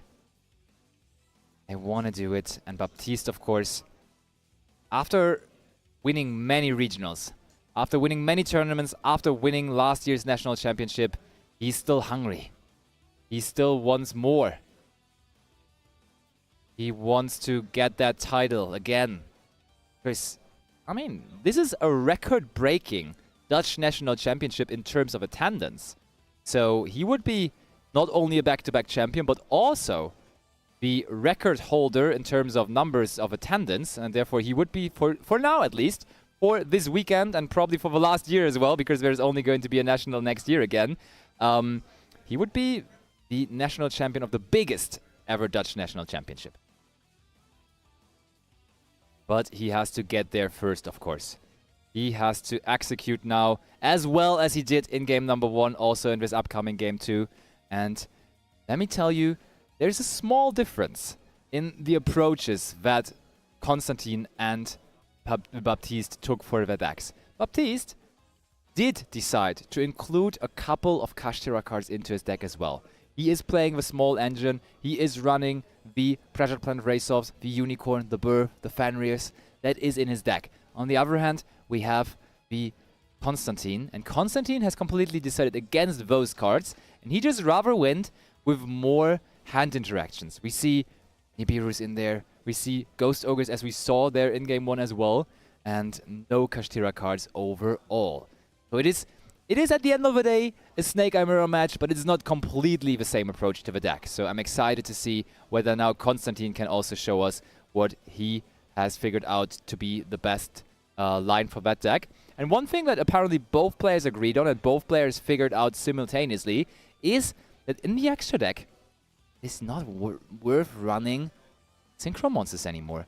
For the longest time, you were in pure Snake Eye just going for Borrowed Savage Dragon, Baron de Fleur. Of course, both of these cards unavailable now for the moment, and therefore you had to figure out a different approach. The easy solution was to just go Bestia, Despater, and Omega, but no, both of these players agreed. Actually, we could go for an Exceed play and hope Harbinger is their only non-Link monster in their extra deck.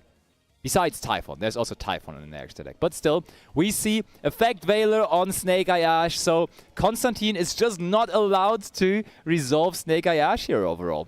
He got Impermed on it last game, he gets Veiler on it here, so let's see how this is still continuing from here. At least we are not forced to immediately pass. Wanted is going to be activated, and Wanted is going to grab ourselves a copy of Dire Bellstar Witch.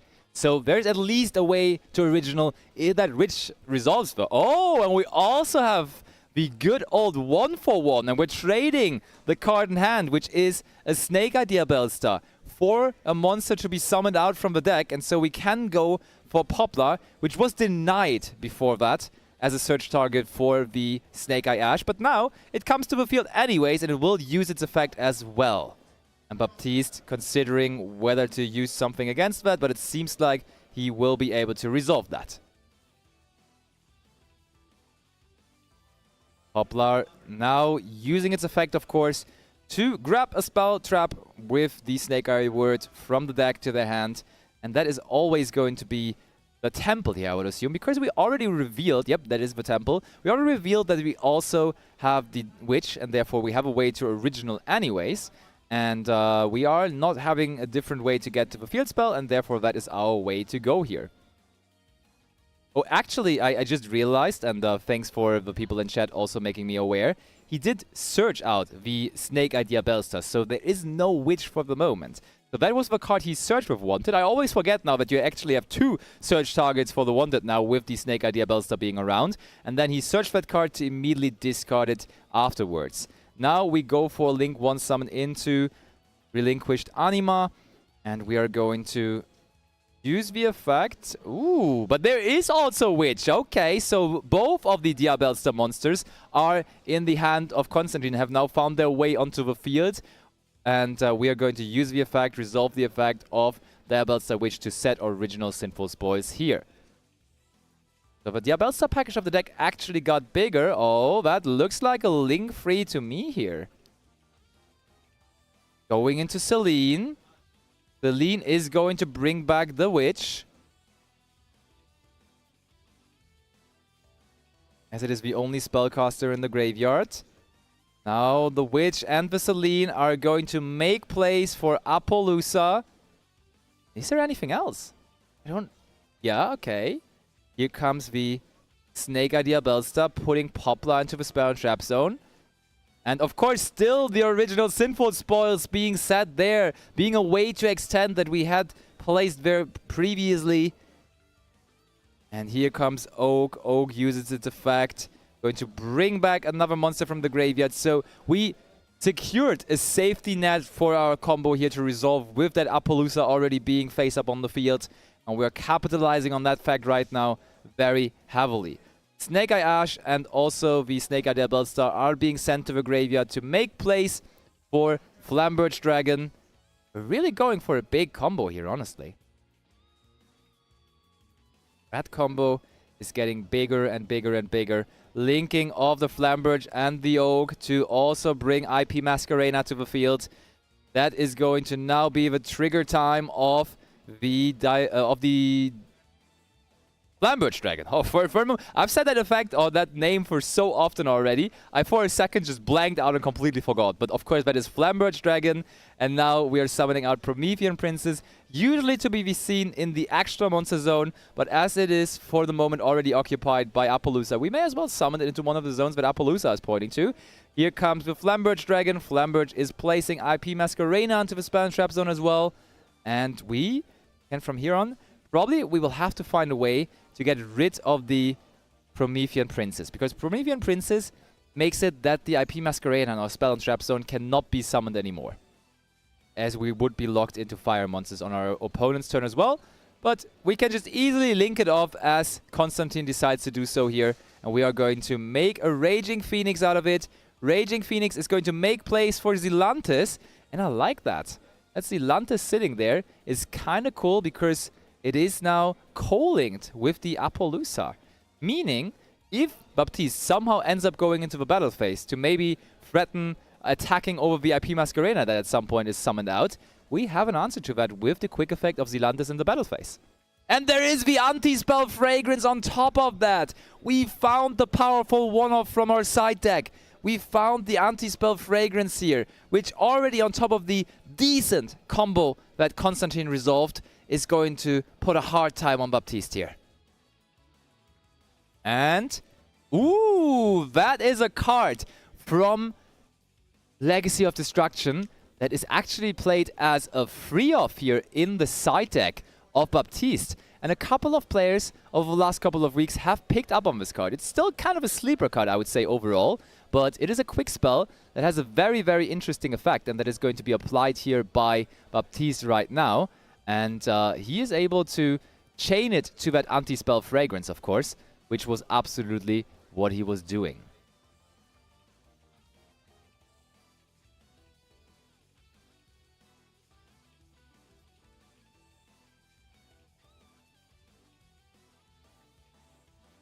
And there comes Snake Eye Ash as well.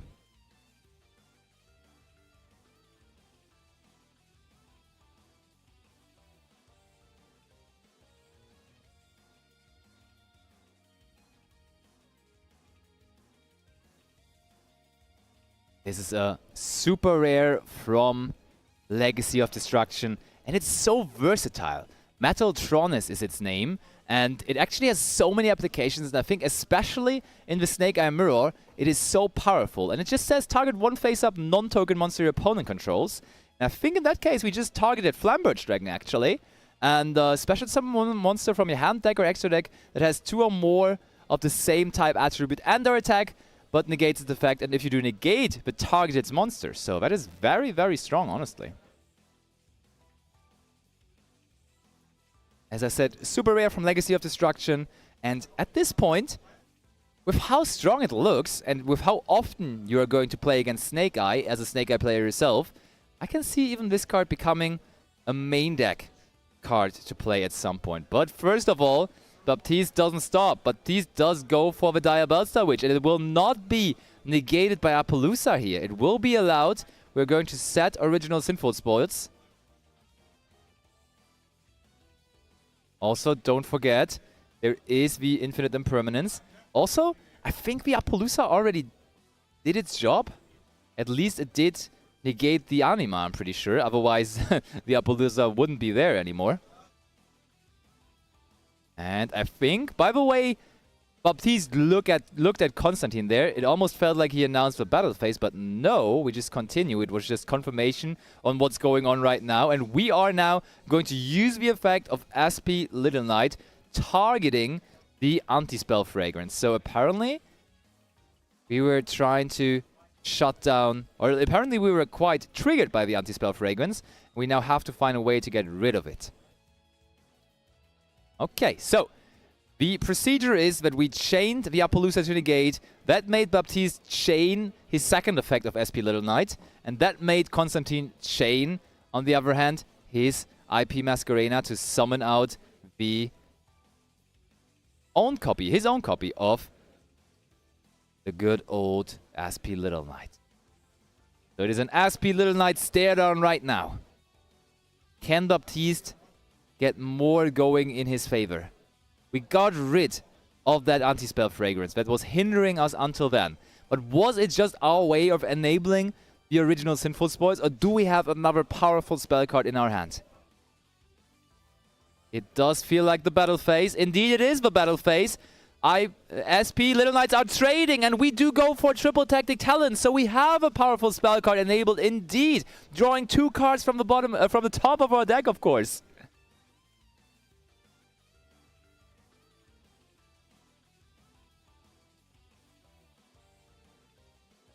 And there we go.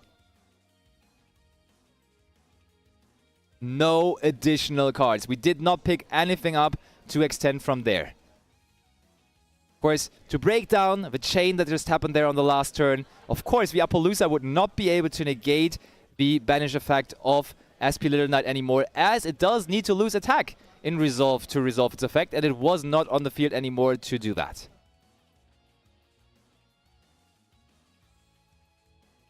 But now Constantine, does he have the follow-up available to still stick around in this game?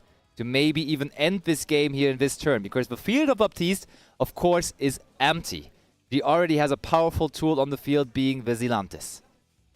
Okay, normal summon a level 1, which is a scary thing to say when you're facing Snake Eye, but we're normal summoning effect Veiler here. Very old card back from Duelist Revolution. Beautiful there in its ultimate rarity, but we are just going to attack with Zilantes, and the Veiler was summoned and he did nothing with it. Lightning Storm is being activated as the card from Baptiste that he picked up for turn. We're normal summoning Snake Eye Poplar. Baptiste is all in here in this. He has found a way to add himself a copy of the field spell, and that is the handshake. Baptiste moving on to the finals. 2-0, quickly going through his opponent here. Quickly knocking out Constantine. Going into the finals of the Dutch National Championship. What a quick game too that was. And also, still, I'm always impressed when I see Baptiste playing, because this man just doesn't show any kind of emotion. He's always so calm. He's almost robotical, making every move as perfect as it could be. And he didn't even drop a game in top 4. Even though it looked tough for him, he managed to play through the anti-spell. He played through the entire field. And he, in the end, came out on top. 2-0.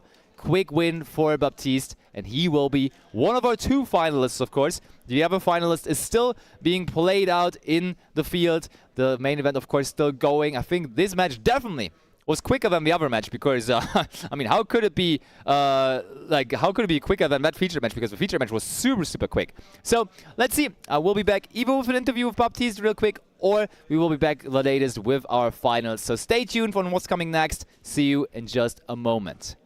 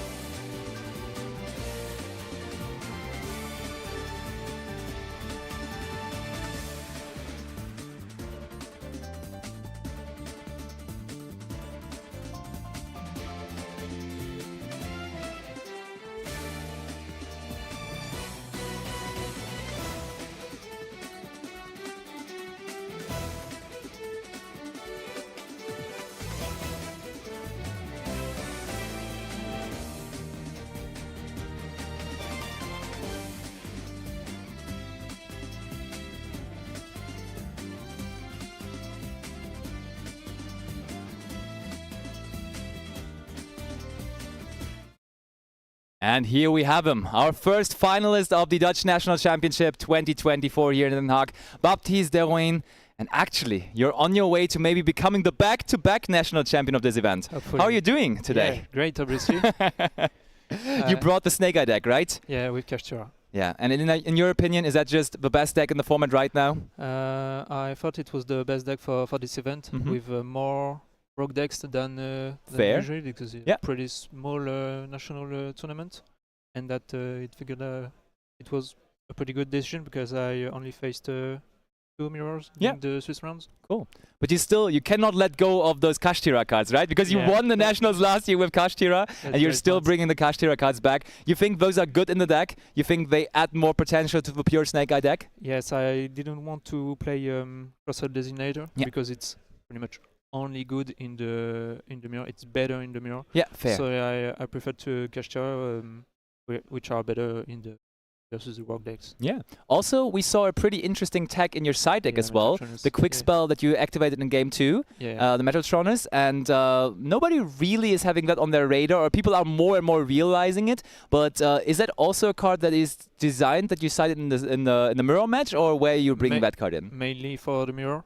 because obviously you have all the targets, but some side matchups, like when I let go Tempai first, I'll put them in, so I can negate his Yagic Seal by summoning Signaling Cloud. So this is like an impermanence on Daryl, pretty much. Yeah, that's not too bad. So overall, I think you lost twice. No, you only lost once so far in this tournament, right? Once, yeah. What was the deck you lost to?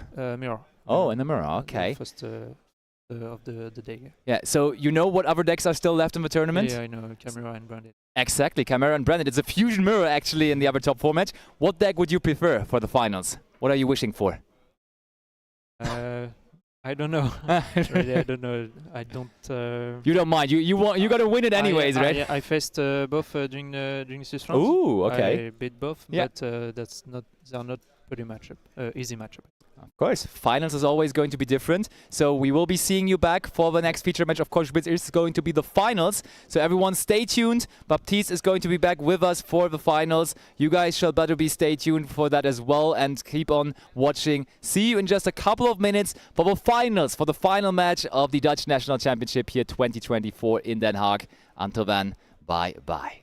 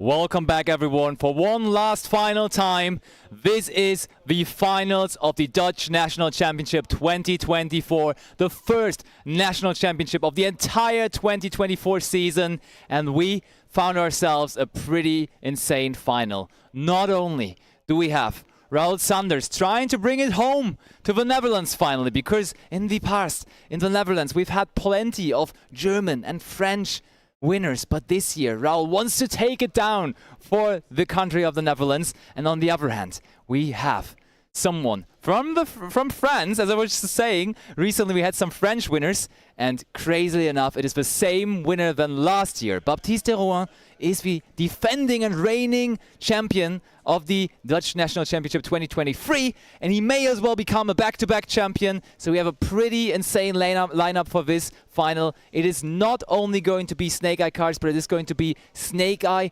versus Branded. Those are the two decks that have found their way into the final. I hope you guys at home are as excited as I am, and I don't want to waste any more words or time. Let's go over to the table. Let's see how this one plays out. Let's see who's going to become our first national champion of the season. Here we have them. We, of course, saw Baptiste in plenty YCS streams, and also, of course, as the last year's national champion of the Netherlands. And then we have Raul on the other hand now, fighting his way through the field all the way until the finals. But so far, at least for you guys at home for the stream, under the radar. Not being on stream yet, but definitely performing with his Branded deck. And there he is, going up against Baptiste. And now the players got the message to start. Our finals of the Dutch National Championship is going on now. Let's have a party, let's have a blast, and both players are ready. Sportsmanship, fist bump, and we're going to see who's going to become the champion. Both players going strong in Swiss, but one very delicate detail here. We talked to Baptiste after the last round, after top 4, where he claimed his spot in the finals, and Baptiste said, I did play against Raul in the Swiss rounds already, and there Baptiste came out on top. So it will be interesting to see whether he can be performing here again, whether he can prove that win from Swiss and defeat him here again. But still, noteworthy that both players so far with only one loss in the tournament entirely. And we see Baptiste is going off here right away. We did go for Bonfire into Snake Eye Ash. Snake Eye Ash grabbed ourselves a copy of the Poplar. Now we also grabbed ourselves a copy of Snake Eye Diabellstar and the Diabellstar Witch as well. And we can now set original Sinful Spoils. And I think Raul just has to kind of lean back here at the moment, because for Branded decks, it is very uncommon that they are featuring a lot of hand interactions. That is just not something you are including into your deck most of the time. You rather rely on strong field-breaking cards, such as Triple Tactics Thrust, and of course the engine itself, the Branded engine, is probably one of the engines in the game that is the best prepared for going second. But for now, they will have to face the field that Baptiste is creating. Baptiste trying to win another tournament. This man is unstoppable. He won last year's tournament. He's about to take down another one, and definitely is working his way through the combo here right now. He knows what he's doing. We talked to him in the winner's interview of top 4. He knows his stuff so well. Like, for him, it was not even about picking the best deck of the format. He is picking a deck for an event. He was like, for this event specifically, I thought there's going to be a lot of rogue decks overall, and therefore I wanted to just have the Snake Eye deck, which seemed very, very good and overall rounded, and therefore, for this event, it seems like the best deck. And I like this approach from players, saying, hey, there is maybe a best deck in the format, but a best deck in the format might not necessarily be the best deck for a specific event as well, when you expect different circumstances for a special event. And Baptiste, whether it is the best deck of the format, whether it is the best deck for the event, he definitely found a way to prove his deck here in this tournament, to pilot it all the way into the finals of this. And we're going for Anima. We're bringing out Snake Eye Diabellstar here. And we are also going to use the effect of Snake Eye Oak here. And yeah, Raul just leaning back, waiting for the moment, waiting for his turn to shine. He defeated Alexander and his Chimera deck in top 4, coming out on top there between the two fusion decks. And of course, one important question for Branded and Joyce is always, how many cards is there in the main deck? And I can tell you, Raul took the maximum amount possible. We are running the classic 60-card branded version. But let's hope out of those 60 that he's finding 6 good ones to fight the field that Baptiste is creating here right now. So we are having the Snake Eye Diabellstar here on the field. Now bringing out the Promethean Princess.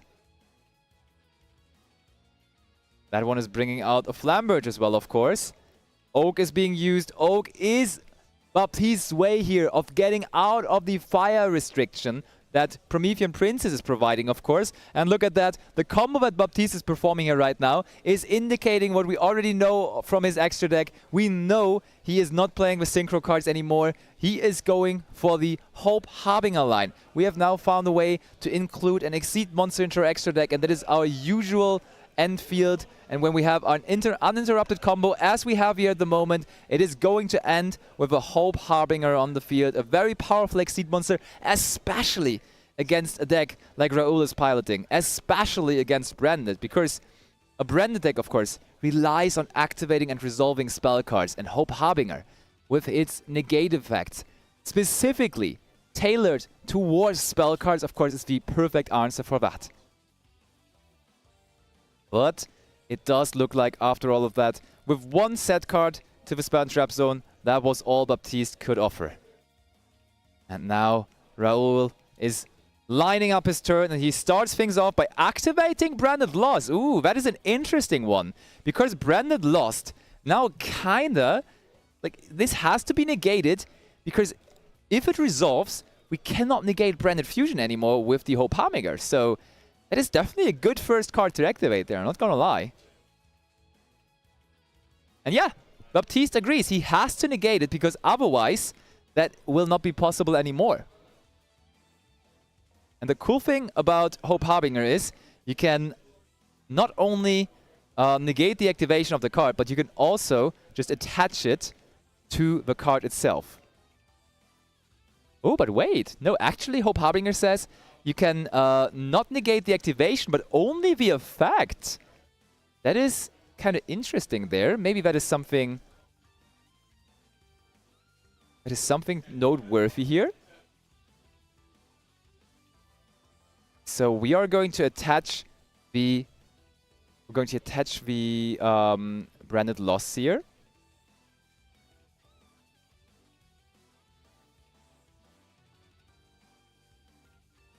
But wait, we have to double check on Hope Harbinger.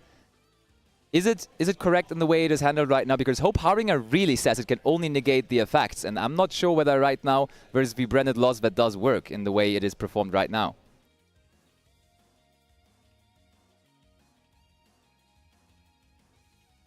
And that is the scoop, though. So whatever it is, after that first negate, we can just immediately pick up our cards, and Baptiste is one step closer to becoming a back-to-back, to becoming a 2-time national champion of the Netherlands. And actually, yeah, we have now confirmation it is for Hope Harbinger card or effect. So that is going to be possible to negate.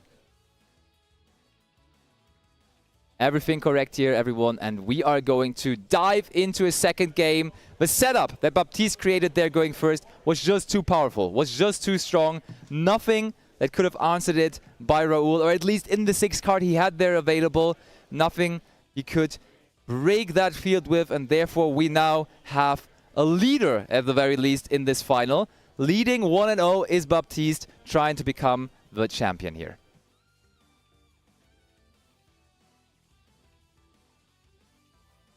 Now Raul has to consult his side deck, of course.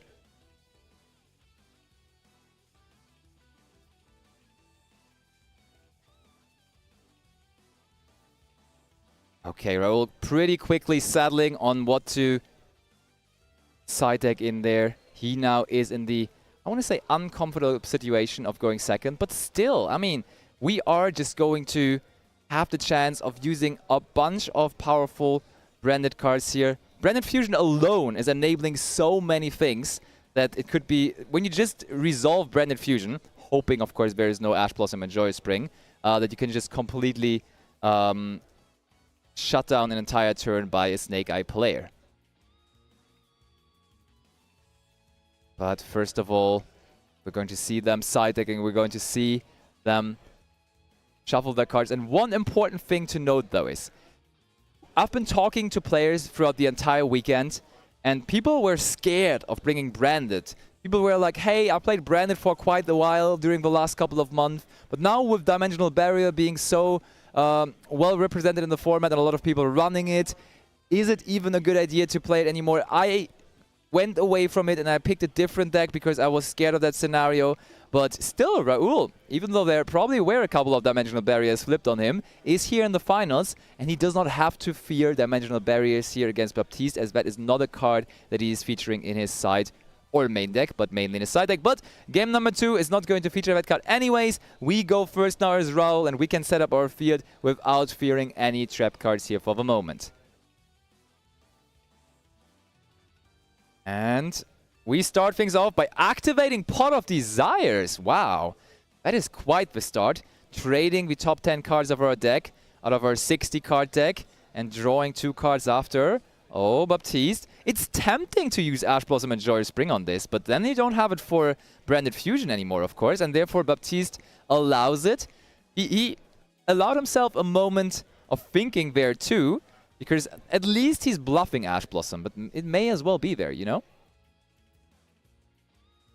So, what's next here for Raul? Does he find a way to play? Because when you look at the face cam, he doesn't necessarily look super satisfied, but he did find the normal summon of Aluber. Is that normal summon of Aluber going to be met with anything? It is indeed. There comes an effect Veiler, and Raul is talking to Baptiste, laughing. Does that mean he has a way to go further, or is that really just a situation of not many options for him? Oh, he's leaning back. He sets a card and passes it over. Baptiste, after sweeping 2-0 in the semifinals, may as well do it again here. And he starts things off with Terraforming in his deck. Not only able to search out the Snake Eye field spell, but also the Pressured Planet Race-Off. Race-Off is being activated. Grabbing himself a copy of course, Kashtira Unicorn here.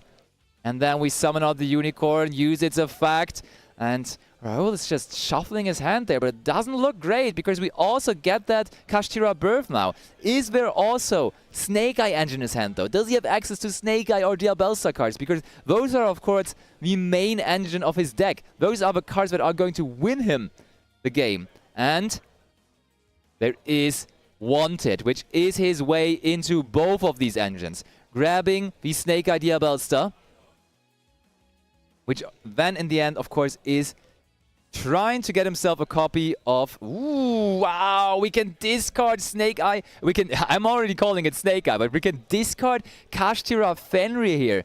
And we before just added Kashtira Birth, so we can bring back the Kashtira Fenrir even. And that is indeed what we're going to do. Kashtira Birth summons back Fenrir. Now having the option, of course, to also use the effect of Fenrir. Grabbing himself another copy of itself. That is Fenrir number 2, ladies and gentlemen. And we have not even normal summoned. So if we want, we can... Baptiste won last year's National with pure Kashtira. But now he could just normal summon the Fenrir, and that would already be enough to then go for game. We could just still kind of have pure Kashtira gameplay. We do not even need to normal summon it. We banish it face down. That is some damage through the Kashtira Fenrir. Unicorn with the field spell. I pretty much am sure that this is enough damage to probably go for game here. Is it going to be the deciding game? Yes, it is. Baptiste with a very quick and impressive 2-0, making himself a 2-time, a back-to-back national champion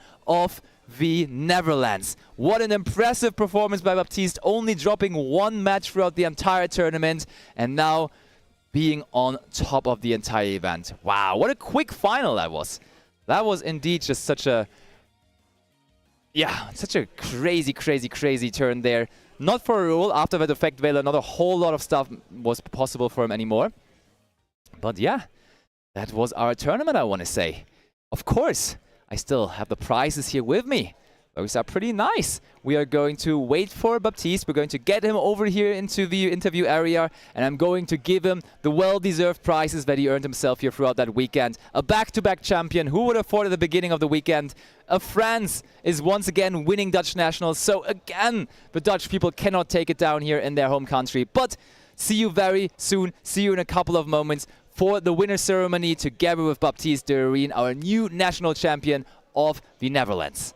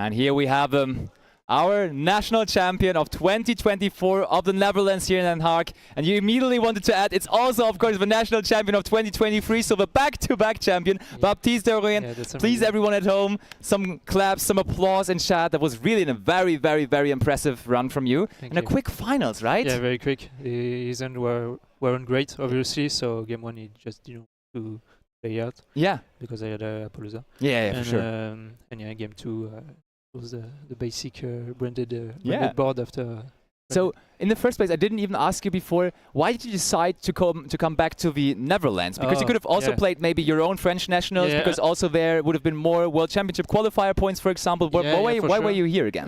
Because I can't attend my national next week, unfortunately. Yeah. So I would have loved to play there, but I guess that was worth the trip. Oh, I guess so too. Speaking of worth the trip, not only are you going to have VIP status for the European Championship, you are also, of course, going to start with 2 buys in the tournament, which is huge. You're going to get a free trip to that tournament and also accommodation over there. And also, you get that cool prize card here, another prize card copy of another versus Lutonia. And not only that, there is your trophy. Show it into the camera. Our national champion of 2024 here in the Netherlands, Baptiste Duang from France. Congratulations. Great tournament run, piloting your Snake Kashtira deck. So let's hope we see more from you at the European Championship, of course. Absolutely. You will probably be there, I'm assuming. Yeah, and playing the playoff, I guess. Ooh, playing the playoff as well, of course. So definitely make sure to watch out for him. Absolute top powerhouse, very, very good player currently in Europe. One of the best we have. So make sure to tune in for more live coverage of our nationals throughout the next couple of weeks, because we have some more live streams being planned. Thank you everyone for joining throughout this weekend. It was a great pleasure casting and hosting for you this live stream over here on the channel. I hope you guys at home enjoyed. This is your national champion, Baptiste Duang. My name is Sebastian Lemke. Hope you had fun. See you very soon for more live action in Yu-Gi-Oh!